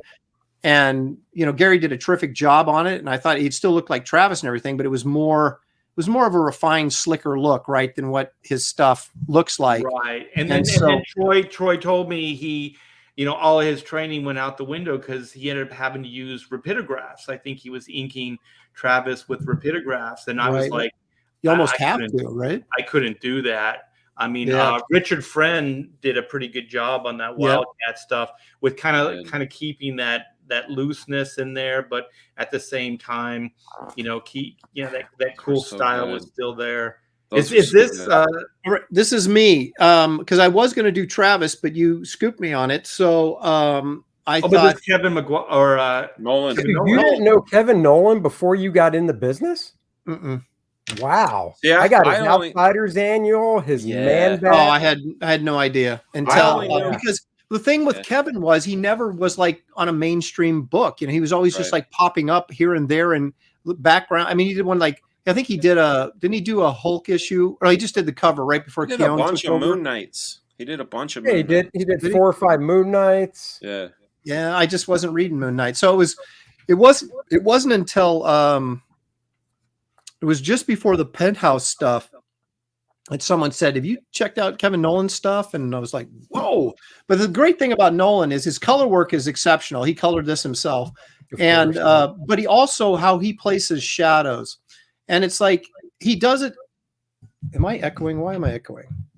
Not here. I don't hear it. Okay. Well, I'm okay. So anyway, I keep hearing myself. Gosh darn it. So he follows a light source, obviously, but he lays his blacks down in a way that it creates a design element as well as a traditional light source. So there's as much creative design work in his black placement as there is, just practical lighting source, which I always thought was really, really cool. And I'm not the only one who's tried over the years to kind of steal his lighting effects. I mean, Adam Hughes he's inspired the entire industry. He's the template. The only reason I knew about his stuff before was I was still friends with, but Carl Potts. Yeah. And Carl was telling me how he was kind of mentoring Jim Lee and the stuff he would give to Jim, because I remember talking to Carl and saying, hey, when you guys are doing Punisher, he's doing this sort of core lighting thing that, where is it from? And he's like, oh, that's Kevin Nowlan, Yep. And you really saw it on the Mandarin stuff. But yeah, you could see it. And if you look at the page 1, Andy brought it up, Batman and the Outsiders annual, page 1, there's a guy smoking cigarettes. It looks like Travis drew it. He's got this hair, and it's got that, the subtle quality and the way the wrinkles are. But this is yours, Aaron. Sorry, man. Yeah. No, that's all right. I mean, that's what we're here to talk about it. Vic's throwing me $5. Thanks, Vic. Appreciate that. Look up Oscar Basildua Cowboy. He would have done a nice Wraith of God cover, but it's his Marvel exclusive. Oscar, I've never heard of him. I will check it out. Is he related to Ebas? Because I know they're brothers. Basulda. I don't know. That's not Ebas's last name, is it? Basulda, yeah. Oh, I want to take a look. I got one other Nowlan piece. One thing about Kevin Nowlan that kind of gets overlooked is that he has a very unique style. So even when there's no lights and darks, where he's just using line work, like when he did the animation stuff for the Batman cartoon and stuff. Oh yeah, like holy shit, man! Yeah, it still looks like Kevin Nowlan, and there's no black, spotting or anything in there.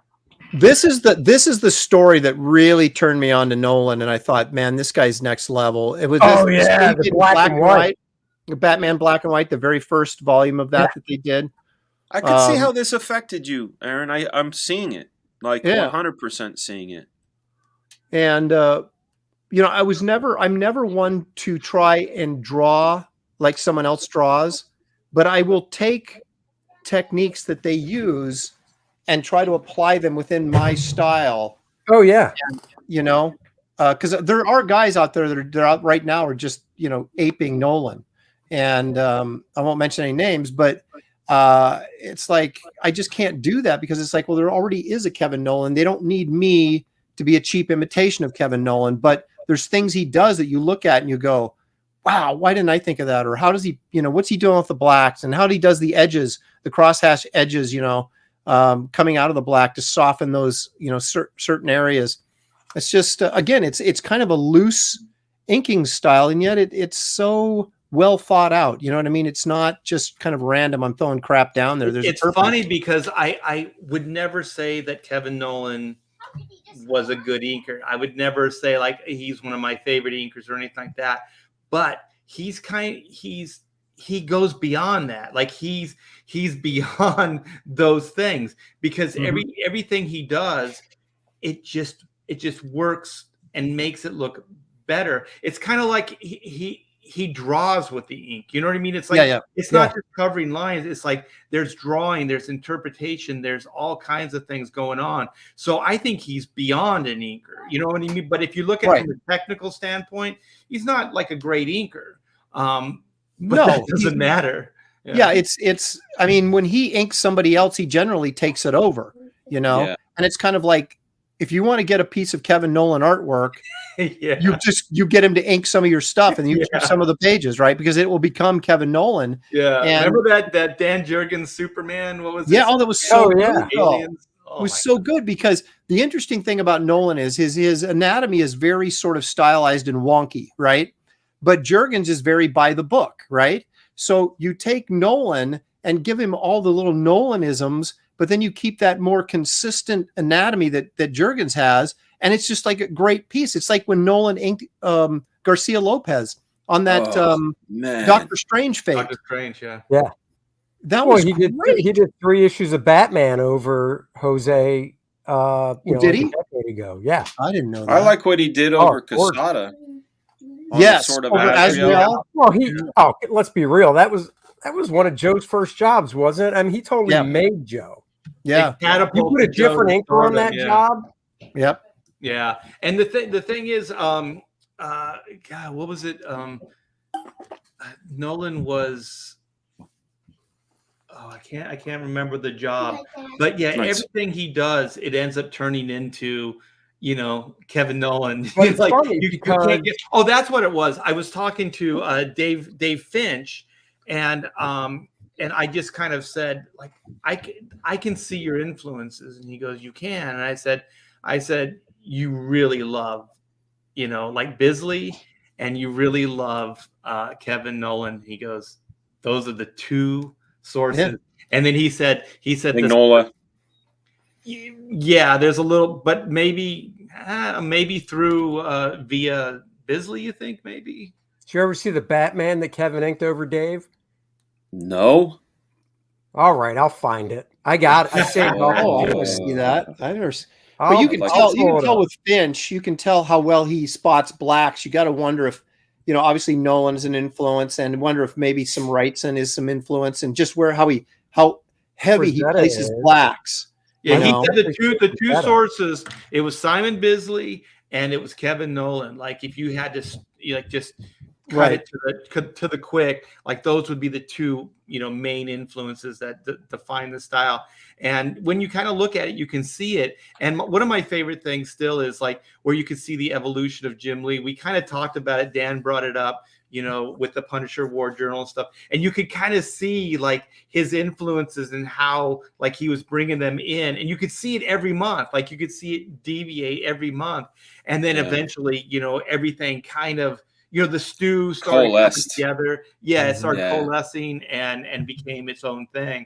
A lot of people don't know that Jim had access to black and white copies of Weapon X before it ever was published in Marvel Comics Presents. Oh, really? So when you start seeing Jim throwing these sort of Barry Windsor Smith-esque cross-hatching, he was getting that stuff before the rest of the world. So when Barry came out, they're like, "Oh, he's like a sloppy Jim Lee," like the people that didn't know his work.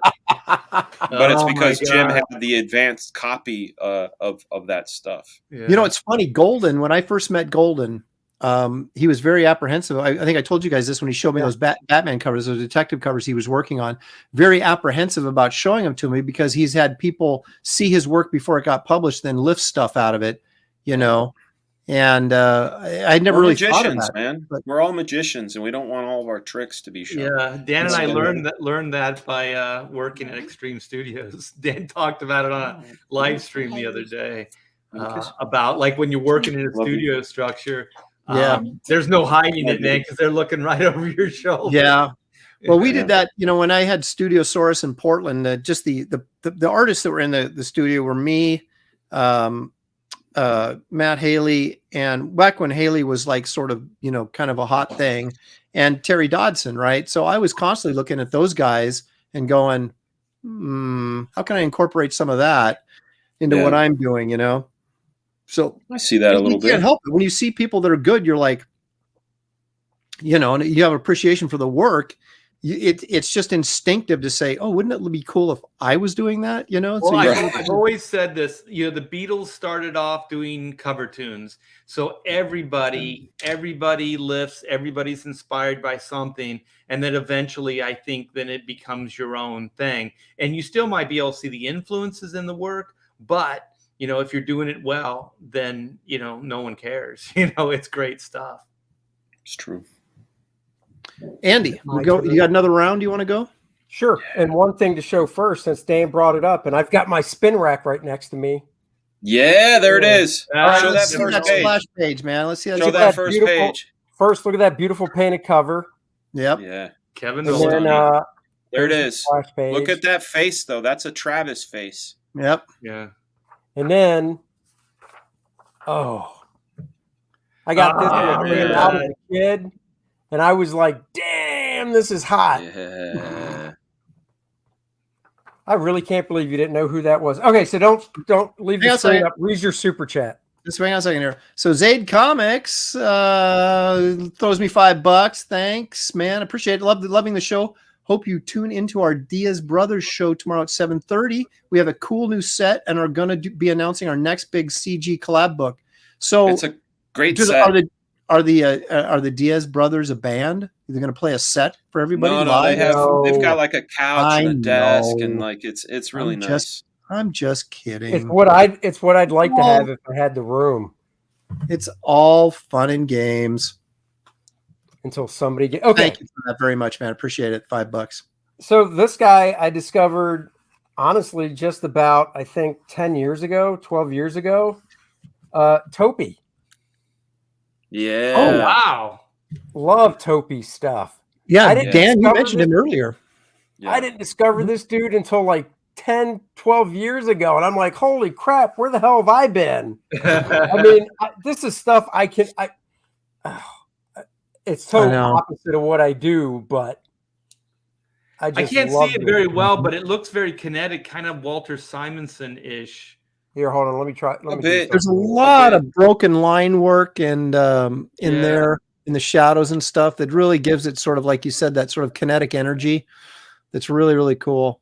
I could see I get a real Dennis Cowan vibe too. Yeah, Cowan. Yeah, Cowan does a lot of that. Yeah, good call. Oh yeah, Cowan does a lot of this. He's definitely influenced by Topi. But Topi, Breccia, Zafino. Yes. Oh, Jorge Savino. Oh, I love his stuff. But yeah, so this is look at that tree. It's just crazy. Look at that tree. I'm staying up late. You guys have inspired me. I know, isn't that nice? Hold on. Okay, last one. I love that. Look at that. Oh my goodness. Solid. Yeah, this is crazy. And again, you got all that sketchy ink work. Again, a very sort of, it looks tight, but it's not like tight in the sense that all the lines are evenly spaced and everything's pointing their same direction. It's like, it's sketchy. And I think it took me a long time to realize. Hold on, one more. Yeah. Look at this. I love this panel right here where he just dumps he just goes from all the detail to the white silhouette. To focus the eye. FedEx was at his door. What are you talking about? Yeah, it's like he couldn't finish it. No, that's a cool effect. I've seen other guys use that before. In fact, I just did a panel where I did the exact same thing in Wraith of God. It's not as detailed up top, but where it just kind of bled out to white at the bottom. Yeah. And sometimes that stuff works, sometimes it doesn't, but obviously he knows what he's doing. I can't remember what I was going to say, so it doesn't matter. As my mom used to say, if you can't remember, it must not have been important. That's right. Dang, Mom. It's the end show right now. Look at this. Oh, Phil's clarification there. PM. Okay. Yeah, no one's tuning in at 7:30 a.m. I don't think, Phil. So. That word balloon's a little crazy, but other than that. He left that word. John Malin would be very proud. Yeah, he left plenty of room. There are novels on those. Now, did you notice that John had the opportunity to come in and he didn't? So I think he's just going to use that to hang over our heads, or my head, maybe. How come, Andy? Why aren't you like a corn cob or a cat today? I can do that. No, please don't. I can do that. I love it. No, please don't. It's too disturbing. It's I too could do disturbing, man. It's You know, too I was disturbing. respecting Aaron's channel. Thank you. We run a tight ship around here, you guys. We don't have any of that tomfoolery and nonsense. But That's right. Tomfoolery. All right, Art, what have you got for us? You got to have something else. I teased him already, but I really do like Jason Pearson. I think like he's just Lift that up there again. Yeah, there you go. Now, is that the second body bags or was that the first one? I don't know if this one ever even came out. Like that's definitely the second one. Does anybody know what he's up to these days? I mean, I haven't seen Jason in years. I haven't seen him do anything in years. He lives here in Georgia, and I see him occasionally on Facebook. Does he? I thought he lived in. Well, I thought he lived someplace else. I have some stuff I have saved as well. Art, they want you to tell us about Genesis, Art. Oh, I can't. There's too much detail. Hey, I'm screen sharing right now, Aaron. Oh yeah, I'm sorry. I was too busy finding stuff that was making fun of you in the chat. Too busy making fun of me. There we go. Oh, okay. But yeah, I think like for me, it's very visceral but very cartoony at the same time. I just really like the style. There's a lot of energy, and also I like his writing. I really do like when he writes his own stories. He did an X-Men story with Storm and Magneto, and there was this girl and guy, and they were driving, and I think they tried to hurt Storm, or they did something like this guy was kind of a racist or anti-mutant guy, and his girlfriend, and they just drove, and then something happened, and they went off a bridge, right? The car went off a bridge, and then Storm saved their lives. Like she was kind of holding the car from hitting, the water. And so then Magneto shows up, and it's like, why are you going to save their lives? They were trying to hurt you. They were trying to kill you or whatever it was. And I just remember it was so good. It was just like 8 pages or something like that. And he had written it, and it was so visceral, and it was so direct. And that impacted me as far as even my like creativity, as far as a storyteller and an artist, where it's just kind of like he's able to get these moments, like this just says so much. Like it's moving. It's that Michael Golden. That's what I was going to say. The interesting thing about Jason is that he has obviously a golden influence, but later golden influence. Remember, there was sort of the gloppy, spongy version of golden that was kind of in the late 70s, early 80s. And then it got slicker and more stylized as it got into the 80s. Golden stuff did. And that's sort of what you see sort of in Jason's work a little bit. Yeah, it took me a while because like it was just marker work, and I was pretty anti-marker when Jason was first doing this. But then, I really started realizing it's just like, as far as a storyteller, you can get it down, the artwork done quicker. And then I started really appreciating the marker style that he was working in. I can't blow this up too big because it's low res, but it's too good. Yeah, it'll blow your mind if it gets too big. It'll just mind blown. But this is some of his earlier stuff. I think this is more of the stuff that you like, Dan, right? No. I like it. The Savage Dragon stuff that with all the no, it was the first body bags, the one that Golden did the covers on. Yeah. Oh, okay. The very first, it's like called Father's Day or something like that. I think you're right. I think that is the title. He's one of the guys I desperately want to get in my sketchbook. I love his stuff so much, but I just haven't seen him anywhere. I mean, obviously we haven't done conventions in 2 years, but yeah. I'm going to go grab something. You guys talk amongst yourselves. This is really good, but it's low res, so this is about the best you're going to see. When was this from? I really like this one. This is fairly recent. When I say fairly recent, it's probably the last 10 years because I'm not a good judge of time anymore. But yeah, this is pretty amazing. But your name is Father Time. I don't understand. Father Time. Right. I just can't keep track of it. It's silly. It's weird. Yeah, that's super gold. I see it's like Michael Golden, Bruce Timm, Chris Bichello, not that those are his influences. Definitely Golden, but like when I look at it, I get vibes Yeah, it's just the composition and just the directness. I don't. There's just something about it that it's very visceral to me. It's very immediate, and I really like that. Even when things are stagnant like this. See, I'm not crazy about this one. I think she's ugly. Well, everybody, you have your strong moments, and Oh, for sure. But look, she's showing some nipples. But here's the thing, and I, being a chick artist, as I'm, whether for good, better, or worse, I'm known for. It's kind of like there's guys that aren't, that don't necessarily draw attractive women, and that's not really what their thing is. So you kind of look at what else they're bringing to the table in terms of design and things like that. And so I just a sidebar comment, but hey, real quick, here's that Dave Finch, Kevin Nowlan. If you want to share my screen. Oh, I do want to see this. Whoa. That's interesting, man. He even made it still look like Kevin Nowlan. This is so weird, man. That is really weird. This is weird. I can't say I really like it. It's just kind of weird. Well, I don't either, because the rendering, there's like too much render. That type of rendering is not what makes Finch's stuff work. That soft rendering. This would have been better if. Here I am, Kevin. If you happen to be watching, I'm sure you're not. I'm not criticizing you because you're one of my heroes. But if we had seen some because where Nolan really excels is when he has large areas of black, and then contrast that with open areas of white, right? And this has just got like line work all over the place. I also think that Dave, that arm that's coming back, is really weirdly drawn, and there's some awkward shit going on here, man. And it's not Kevin Nowlan's fault. Take it off the screen, Andy.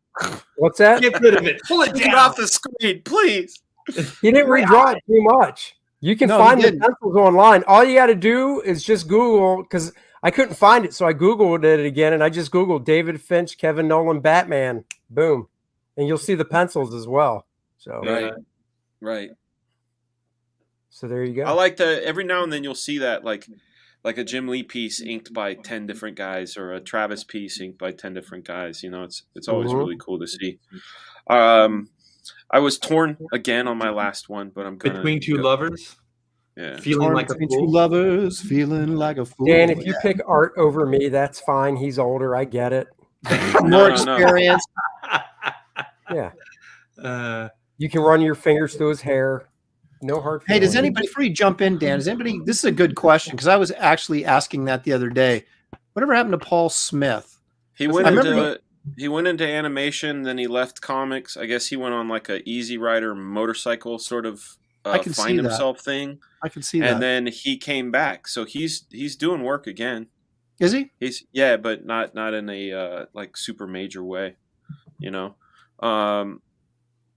Pearson's got a Facebook page that advertises a new body bag series soonish, back from September 2021. Okay, that's right. Did his crowdfund ever? Did he fulfill that? No. I don't know. I didn't. No, I think somebody in the chat said no. Well, all right, Dan. I'm going to honorable mention one artist, and then I'm going to go into someone that I think we all know. If I say Yo Yoshinari, you'll just be like, who? So I'm going to put Yo Yoshinari. I'm going to take Yo Yoshinari and put them over here. Okay. And I'm going to share somebody I'd only discovered. Well, now it's been 10 years. I guess it's been a while now, but newer find for me. And the second I saw the work, completely blew my mind. The guy named Juanjo, and he does a book called Black Sad.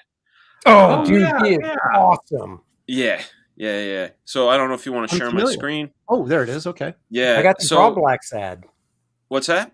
I got to draw him for a pinup book. Oh, that's cool. So that I want to see that, Andy. So he's like a cat detective. Yeah. Well, the whole thing, the entire series, it's not just cat people. Like his casting or whoever wrote this stuff. You've got like wolves. You've got pigs, baboons. Like his lizards. He has a way of really pulling out human qualities out of these animals, right? Really and trippy, he does man. these incredible scenes, like that one I had Now, just shown you. If I remember correctly, he does have an animation background. He does. Yeah. But Black Sad it's incredible, both on a level. I mean, he does his own watercolors. He pencils, inks, does his own watercolors. Here's one with the lizard. Check that out. Look at that. Yeah. You know that guy. You've seen this guy before, but that's a lizard. You know what I mean? And same with this hyena. That I know people that resemble that, and I don't mean they look like hyenas, but he catches the spirit of personality. Like, look at that, right? Like that. Mm-hmm. That's a freaking lizard smoking a cigar, but you know what that guy's all about. And he also has an incredible way of distributing light with his color. He always has these like patches of light. Very subdued. That's great. That is a great piece right there. Yeah, he's great. Juanjo Guarnido. He's a sweet guy. Very sweet guy. And you've met him? The books are great because they're all hardback. They're like they're like magazine size, right? Right. Yeah. They're albums, like European albums, right? Yeah. And they take him a while. Women, I think there's maybe like 3 Black Sad books. But there's a pretty good sized thick one, I believe. That's out. I think the thick one is packaging 2 of them together, I think. But look at this. Look at this cartooning here. Mm-hmm. That's his human beings. There's so much fun happening here. Oh my gosh, yeah. I think there's actually somebody's trying to develop that as an animation show, if I'm not mistaken. Oh, it's got to be for adults then. Yeah, and I think there is. Oh, wait, there was a piece of it right there. Wait. Oh, but real quick, look at that. Yeah. You know what I mean? That would take me forever. You know what I mean? It's like, oh gosh, that's so. It's also an understanding of light and dark that I'll probably never have. It's that guy with the guitar. I think that's the video. It's those are the guys that are doing the cartoon. This is him here. That's what he looks like. Like I said, you could tell what a sweet dude he is just by looking at him. Real nice guy. Sweet guy. You just want to hold his hand. Yeah. Here's this is what his convention sketches look like. Solid stuff. Look at this. Nice. Look at this. This is one for you, Aaron. I know your tastes, bro. Oh, that's that's from the book I read. So whichever book that's from, that's the one I have. Oh my gosh! Look at that vulture head. That is. Oh my gosh! Look at the little town and all the people down there. Golly, that's just amazing. Yeah, but he's working off the European system too, where it's like do your best work. That just at the end of the day, it's just do your best shit. And we can't really quantify it with time. You guys are better at it. I feel like when I talk to especially Aaron and Graham, no slight on Andy or Art because you guys are amazing too, but but Aaron and Graham have this like insane work ethic where like when I try to do a page a day, it's not my best work, and I feel sick to my stomach. Like I can't let it go. You know what I'm saying? And that when I look at the European model, and I'm seeing those guys really like not letting it go after a day. You guys are just that good that fast. I've had Aaron on the show doing Fragtober, and it's like you did that in 30 minutes. How? Like you had that done. Come on. Yeah, but there's still a sense, even on Wraith of God, that I'm feeling deadline pressure, because I know there's everybody's just waiting to jump on CG projects as soon as they're like a day late or something. Yeah. And even though they're not technically late because the delivery dates are an estimated date, right? They're not a guaranteed date, but still. And so I think next project I do, I'm going to pad it a little bit more so I can spend a little bit more time on things. And, because sometimes it's not necessarily the drawing, but maybe you spend an extra couple hours on your page layout, so you're doing something maybe a little bit more interesting than maybe you would have done in 30 minutes, Aaron, in terms of. I'll tell you what, my next 2 projects are already done. They're already done. And that's my way of padding the next That's episode what I'm of going Black to do. Flag. That's what I'm going to do. As soon as I get done with Wraith, while it's at the printers, I'm going to start working on the next thing, so that by the time when it goes live or the next campaign ends, I'll have a good portion of it done and be well into it. Okay, here's my last guy, and I'm going to cheat a little bit and show 2 last guys because it's my show and I can do whatever it's I your want. show, man. Your show. But it'll be pretty quick. Have you guys seen this dude's stuff? Yes. Oh Jerome yeah, Opena? Jerome Opena. Hey, yeah. you know that? Did you know that Image put out the first 8 issues in an oversized black and white version? Oh, did they really? Yeah, it's 11 by 17. It is bananas. Dude, that stuff. Yeah, he's incredible. I discovered him at Marvel first on an Avengers hardcover. Yeah, he's really damn good. Yeah, I just happened to see his stuff. And then this is a perfect example we were talking about. I was finding guys that are doing stuff that I think is really, really cool, but not that doesn't do anything like I do. And so I'm looking at their stuff going, okay, what is this guy doing that I'm missing, that gives him this cool factor? And can I incorporate any of it into my work, Well, the great thing that I'm seeing is even things that look stagnant, like it's a guy standing there holding a basket, but there's movement, like the drapery is moving, and even the background seems to be moving, the swords, like it, and then that splash page, it's just people kind of standing there, but there's really movement, but it's very subtle. Yeah. And that behind the head 3/4, he does them so well. Oh yeah, that right there, that kid right there. Yeah. And the one behind, the one up, the rear view of the head, the back of the ears, he's a really good at that. Also, he's got that loose rendering that you're talking about that kind of Olivier Coipel has. Yeah, it's a very European style. Look at this guy's let me see if I can find a big enough panel here. Look at this guy's face. I'm trying to find the black and white, because I've got that oversized black and white. But look at the guy's face. Yeah, so stern. Yeah, the first panel looks a little Jose Luis Garcia. Yeah, I see it. There's another nice shot of a guy's face, which I always appreciate, because that's where you're looking first, right? Is the faces, and if you can pull the faces off, that's half the battle. Stan Lee used to say, "Hands, heads, and guns." Hands, heads, and guns. All right, you got to put this in the green room. His imagination. The tech and the aliens, they're so imaginative and different, It's called 7 to Eternity. I think the guy who wrote it is Rick Remender. And then... yes. Hey, Aaron. Yeah. Cut over to me for a full screen, and I'll show you something. Uh-oh. Go to the full screen, and I'll show you something. That's it. That's the artist proof edition. So it's massive. Oh. Is that paperback? Yeah, it is, because it's saddle stitch. Paperback, $25, baby. It's like the Tokyo Ghost, right? It collects issues 1 and 2.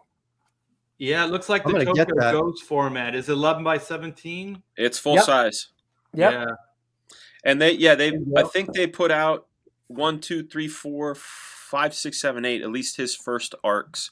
That face is incredible. I'm buying that thing. Look at that. Yep. That is so cool. Me too. I didn't even know that existed. Leave it to Andy. Well, there you go. I'm spending your money. Let me drop. Love to do. Go ahead, Eric. No, I was going to say, let me drop a second guy real quick here. Just you guys maybe have heard of him, maybe you haven't.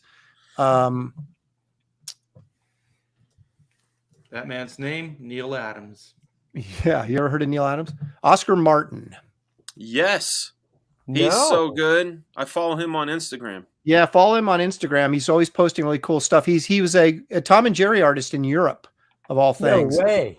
But now he does like these like Tom and Jerry, but they're like barbarian and road warrior type animal comics that are just incredible. Let me show you. There's a really posted some like Batman, Harley Quinn stuff too. Oh shit! I wish that was bigger. And hey, what's up, the other Dan? Dan Lawless says, "Can you guys post a list of the names of all these artists after the show somewhere?" Well, let's see. How would I do that? Well, we in our professionals Facebook when we just mentioned who we mentioned. I remember mine. You remember yours. Andy remembers. So we just list. Yeah, give me a list and then I'll post it like on my Facebook page and Twitter. Now look at that. I mean, this is a small piece, so I can't blow it up very much. But that's sick. look at those characters. I mean, they're just crazy good. Look at this mouse guy. He's just like impaling the lion dude, you know? It's got a bit of Frazetta. Yeah, it's just so cool. Man. I got one more here I'll show you of him. But yeah, you guys can check out Oscar Martin on Instagram because he's always posting cool stuff like this on there. And he had, oh gosh, again, it's small. I grabbed these like last second off the internet. I didn't check the size, but you'll at least be able to get some feel for it. Yeah, these are fantastic. So you can see he's obviously like an animator, but he just takes it next level, you know?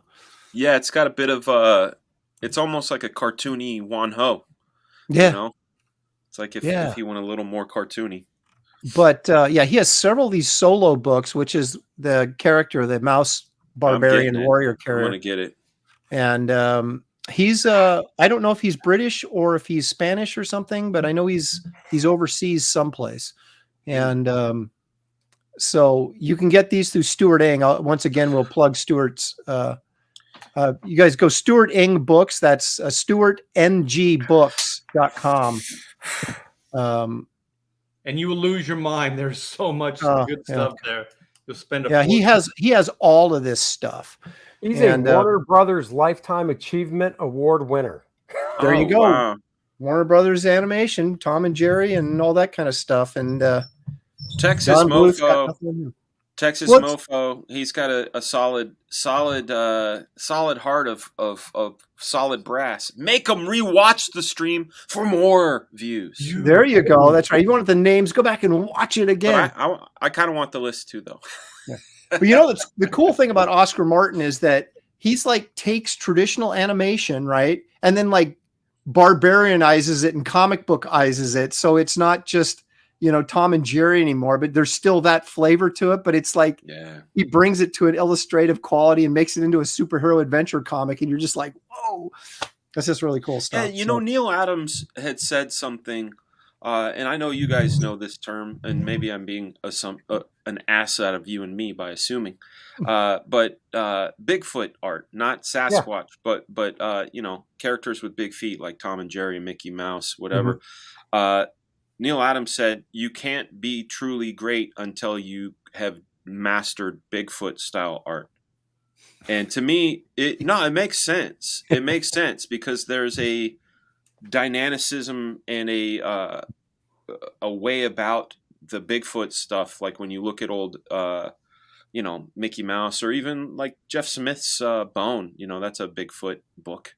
Well, there's definitely a way that you have to construct the figure. Otherwise, they're going to get tripped up on those big feet, right? So, like if you have something that big and the legs like the foot's this big and the legs like this thick, there's dynamic problems. You know what I mean? Well, the other thing too, and you brought this up earlier, the guys who do it really well, like Oscar Martin or Juanjo or the Nine Old Men, there's a consistency. Like, sure, it's this outline and it's cartoony, but the geometry works. It turns and it's consistent and it's 3D, and it's really considering, even though they're simplified, it's considering all of those forms with a sense of force and movement inside them, which, you know, you take it over to more realistic drawing and you're already grasping forms and the idea of moving energy, but you have this template of the human body to work from.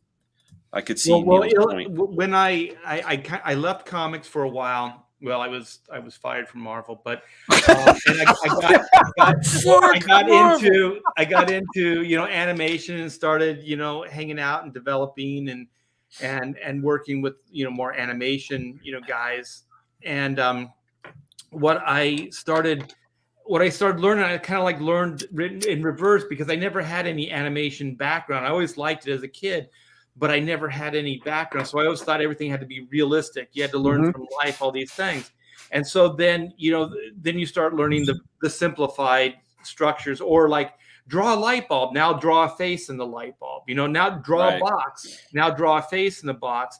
And the reason those exercises are really good is because you can memorize a light bulb shape, right? You know what that looks like. Yeah. So you always know that face is unique, like that light bulb shape is unique to that character, or this square is unique to this other character. The only thing is, like, what we do is a little bit more realistic, so it's a little harder to do something that is that exaggerated, but you can still do that. Like this woman's face, she's a little bit more like squared off, so her jaw's a little bit more full. This other one is a little more pixie-like, so she's got a pointed chin and the jawline angles up, you know. So there's all these kind of things that you can do. Body language, memorize shapes. Yeah, that's what I was going to say. Is the body language is so important. That's what you can get from animation, and if you can bring that sort of exaggeration dynamic into your superhero work or your comic book work and still make it work, then you've really got something. That's when you start turning heads and people start going, wow, that's really, really cool. I do that sometimes, but not as much as I should do it, you know, because it feels uncomfortable, because you're like, you know, like a guy jumping and leaping and having his leg just like, you know, maybe like Sean Gordon Murphy was doing or something like that, you know, where it's just like spread out too much and you're like, God, that doesn't look right, but yet it's so cool. You know, you have to get past that sort of the training we've all had, which is this looks good, this is right, this is wrong. And then kind of, but exaggeration is such a key in body language to really making your work stand out. And I was like, you know, I discovered Peter DeSev, who did the New Yorker covers. And he's done a lot of design work for, like, he does robots and Ice Age and these type of movies. And he has a really, really exaggerated, wonky kind of cool style, but you got to force yourself to do that if that's not where you're coming from naturally. But if you can incorporate that kind of stuff into your work, it really makes a difference. The guy also teaches you to throw down the object quickly and get that gesture. I'm sorry. No, you say, Aaron, in the chat, Deathhawk wants a beanie and he needs to know where to get it. Oh, you can go. Yeah, you can go to my campaign page, Wraith of God on Indiegogo. Look up Wraith of God or look up my name, and you can order one right there. It's part of the perks now. So thank you very much. Thanks, Andy, for seeing that. No. Sorry, Art. Go ahead and finish your thought. But just like animation also teaches you to throw things down quickly, gestures down, and just like, you know, it's just, I can't believe I didn't have that as a background. Your dog is ravaging your house behind you. Yeah, I saw that. I have to ignore him, because if I just even give him the littlest amount of attention, he'll be up here and he'll be looking at me. He'll be doing all kinds of crazy stuff. So, yeah. No, you're right. That spontaneity of laying something down quick and getting energy. How often are our initial, you know, drawings and sketches way more livelier and more interesting than our finished pieces, right? Yeah, and trying to capture that in your finished work, that's really another trick that really can take your stuff next level. In comics, we were gifted Jack Kirby.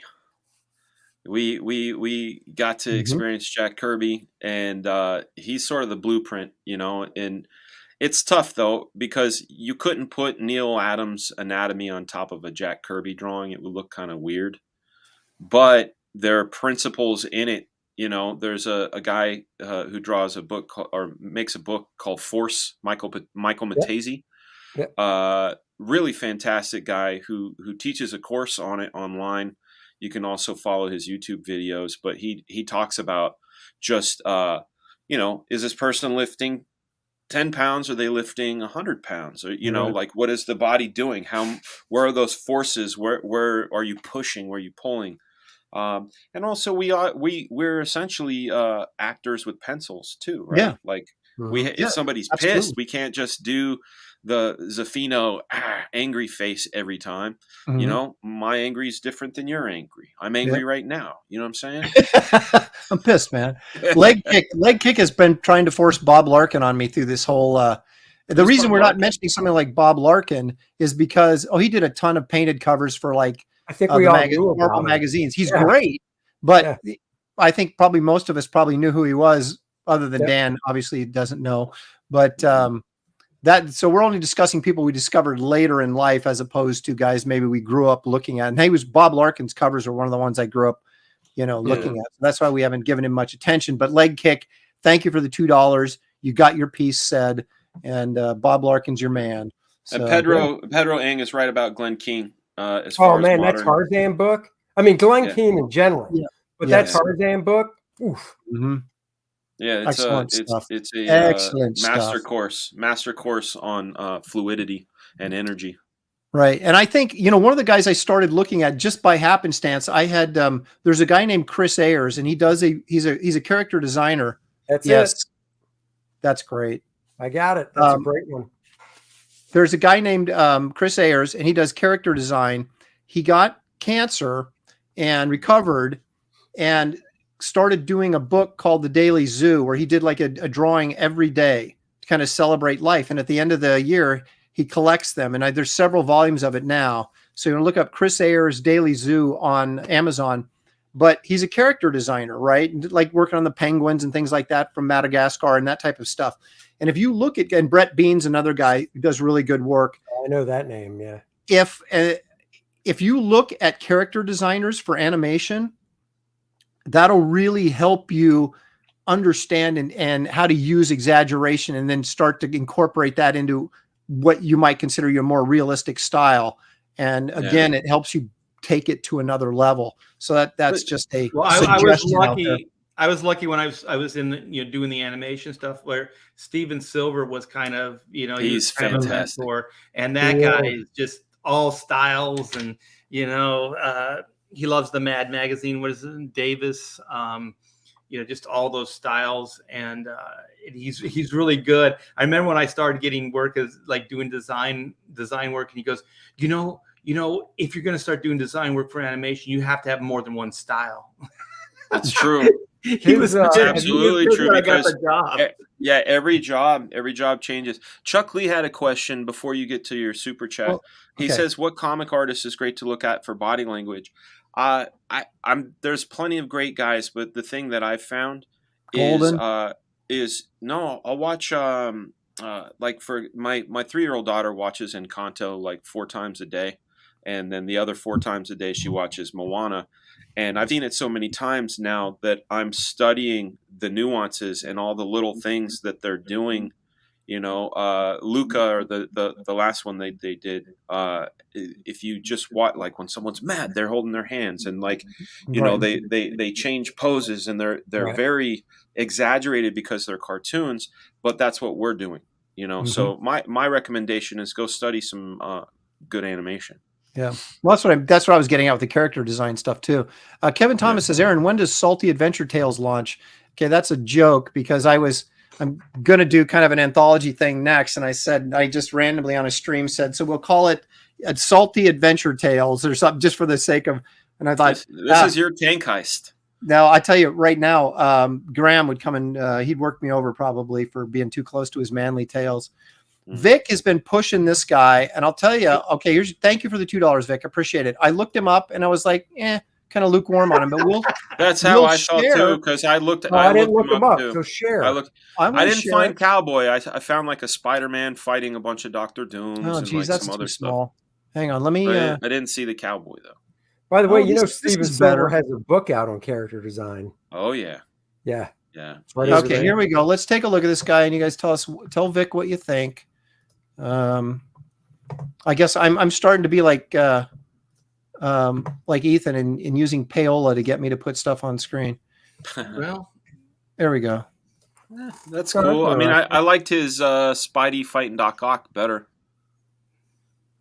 This is a decent piece here. Is that face is that's digital, isn't it? I know it's funky though. I always kind of like funky stuff. I like the technique and the color. I know it's digital, but at least I think it's digital. But I like the way, if it is digital, that it has a painterly feel. I've been studying composition a lot lately, and I understand the graphic device of the noose, but there's no weight distribution, like importance. It's like the girl is obviously what we look at first, but then there's the cowboy in the noose, but it all feels very weighted. Right. Like it doesn't have, like, there's a thing called notan, which is sort of your balance of composition, black and white. Well, there's a lot of lines going horizontal. There's the woman, there's the horse, and then there's the ground line. and it all kind of just blends into each other. But I'll tell you, there's one thing that bugs me more than what you just said, Dan. I know what you're going to say. It's the horse's leg in the front. Yes. It looks like the horse's back. It looks like the other one is throwing a dookie. Yeah. Okay. Yeah. So this guy's probably one of our contemporaries, and we shouldn't be. I don't want to, speak disparagingly of it, but there you go, Vic. We took a quick look at it, and I'll look for more of his stuff. You can't judge. Vic says this one sucks. Oh my God! Are you kidding me? That's the only one I can find. Well, what are you gonna do, man? Oh man, there were cowboys in it. They say, I like the girl big butts, not this one. Okay, well, okay, but everybody's got the name now, and they can go check it out and make decisions for themselves. You guys, we're gonna wrap this up. We've gone over 2 hours, and I got to tell you, when I first came up with this idea, I wasn't sure how it would go, but this has been a great conversation and really eye-opening, because I've seen some stuff I hadn't seen before, which I always love, and it's all great stuff. And hey, Aaron, can I have 2 runner-ups real quick? Yeah. Go ahead. I got to share this. I mean, this guy is too good, and he's one of us. And his name's Kenneth Rocafort. Oh yeah. He's so good. I love his stuff. I mean, I find inspiration in this stuff. Well, that's old. I'm sorry. I love his color work as much as anything. Yeah. I love his colors. I mean, I love his stylized art and everything, but his colors are so good too. Yeah, I'm a big fan. Just fantastic. A lot of energy. I don't even know what you would compare the style to. I mean, it's completely original. Yeah. It's not a derivative that I can tell of anything. And then there's this one right here that just absolutely floored me. Yeah. This thing my ass. That's the cover I got. No, I'm guessing, Art. I'm guessing this cover is available on your campaign, perhaps. Yes, it is. By the way. Hey, if we're gonna do honorable mention, I want to show you guys Yo-Yo Shinari, because you're gonna. It's relevant to the discussion. Randy Howell sends $2 Canadian, says diversity check, 3 white guys and a purple man. The purple man was a Daredevil villain. So check out Daredevil number 4. I mean, the original run, and find that out. But God, Aaron, you're such a geek. I know. Do it. Look. What have you got? But also, while you're looking, let's satisfy that. Oh, wait a minute. He's got it. Hang on, Art. We'll go back and forth real quick. So Yo-Yo Shinari is a animator out of Japan. And the stuff we were talking about, these are his rough sketches. Oh yeah, he's one of my favorites. His books are incredibly hard to find. Oh, that's really he doesn't just do female renditions. There's a book that he did. That was the other thing. One of his main jobs is to create effects for animation, not just an incredible. Character designer. He also blast effects and explosions and things like that. Quite incredible. These are his Tezuka character designs, which are more cute. They were kind of more like Astro Boy. And the whole book is filled with these. And then he's got another one called Deadwood Sketches that are it's kind of an array of all of his stuff. I mean, look at that. You like Kenneth Rocafort? Check that out. That's him doing everything. Isn't it interesting that you've got these sort of continental styles, like, right? So there's a European style, there's a Japanese style, there's an American style, the comic books, you know what I mean? And it's kind of interesting how everybody from those areas has a little bit of the same sort of flavor to their work. There is some crossover, yeah. So this is the sketchbook that I was telling you guys about, the Deadwood designs. This one's very hard to find. BROFESSIONALS, I have a version of it that I can hook you guys up with. But like here, see, he draws strong male characters. Oh, that's cool. Teen characters, cute characters, fantastic, devilish, fun characters. But then can do stuff like this. These are some of, like, that's kind of small, but like concept designs that are environments and stuff. A little more realistic. Oh, that's cool. Yeah, realistic. But I mean, look at this. Look at this creature design. How badass is that? Yeah. Very cool. Guy could do it all. Yo Yoshinari. There you go. Boom. That was my Okay, honorable. Art, you had one more. Send us out, Art, with your last. Oh, I wasn't going to show anything. It was just Ryan Otley. I have to throw in there. It's a guilty pleasure. I dig that guy's work. Yeah. Oh, he did. He did Invincible. Yeah, Invincible. I was going to say awesome, and I go, no, the awesome's not right. It's something like that. Yeah, okay. And well, then I'll throw in Nick Sharma. If you haven't checked out his stuff, check him out on Instagram. That's some really cool animation style feeling stuff.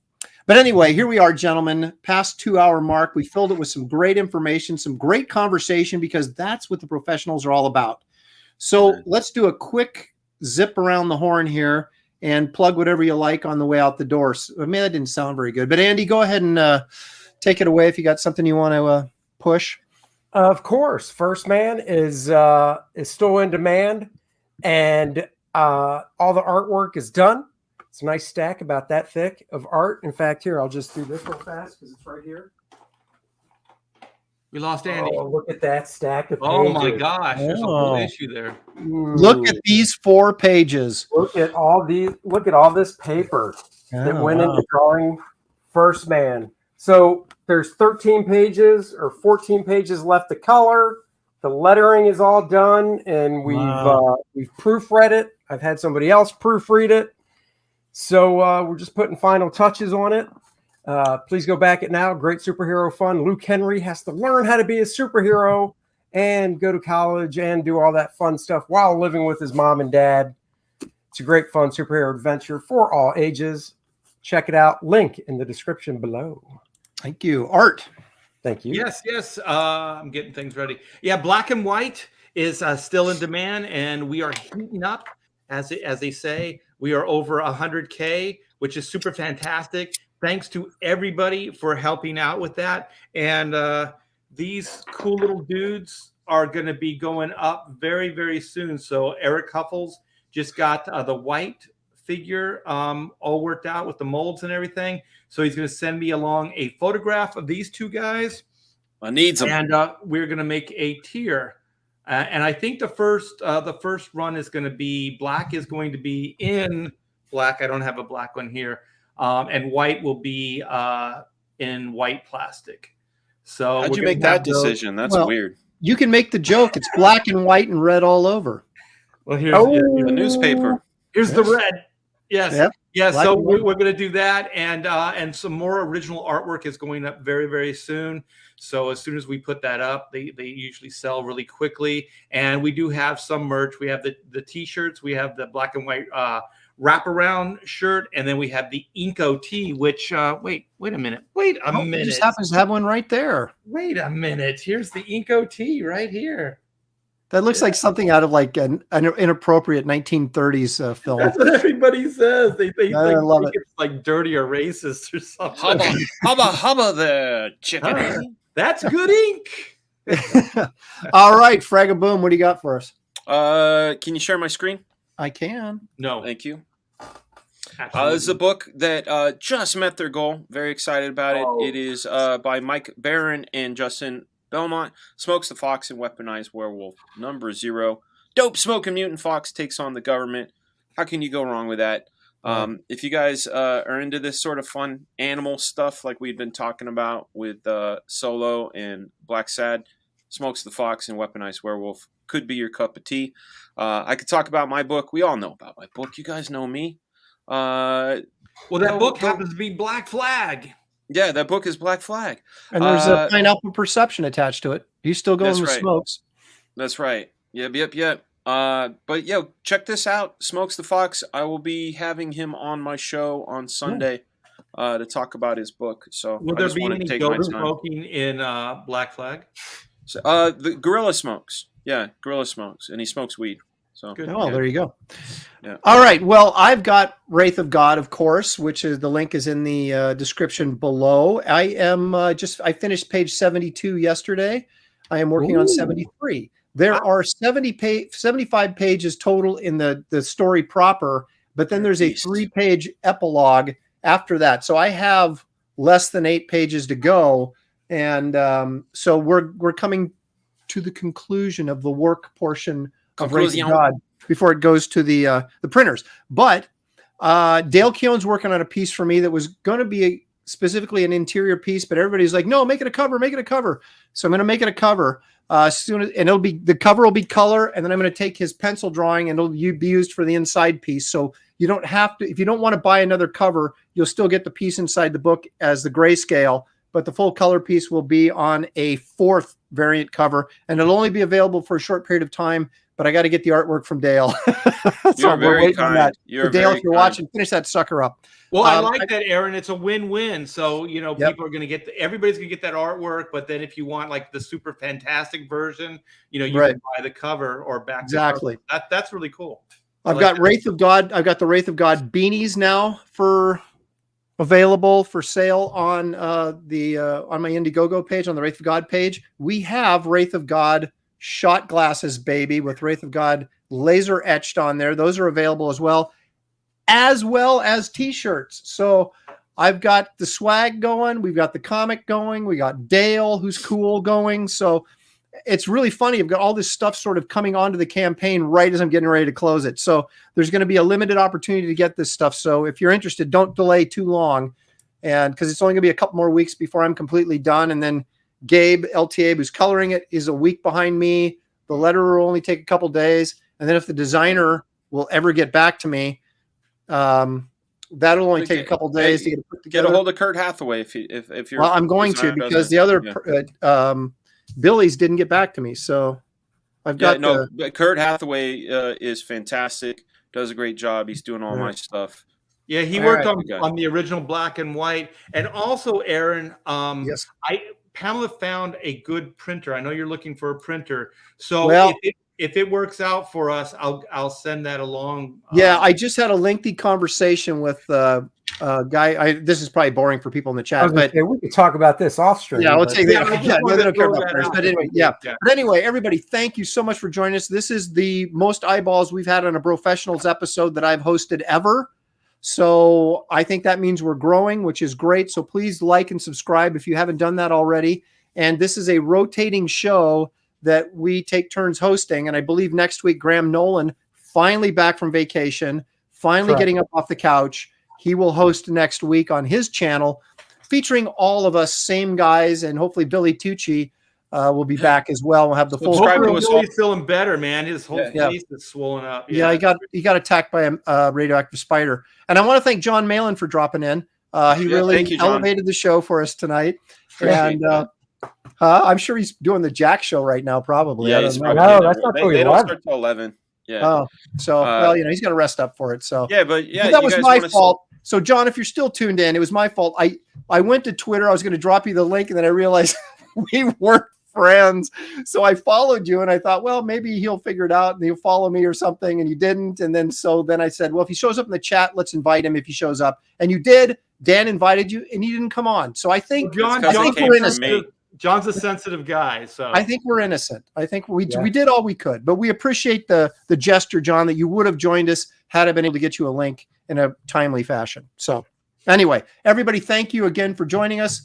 Tune in with us next week on Thursday. We all have YouTube channels, so check us out there. And we all bring kind of a different slant, different content.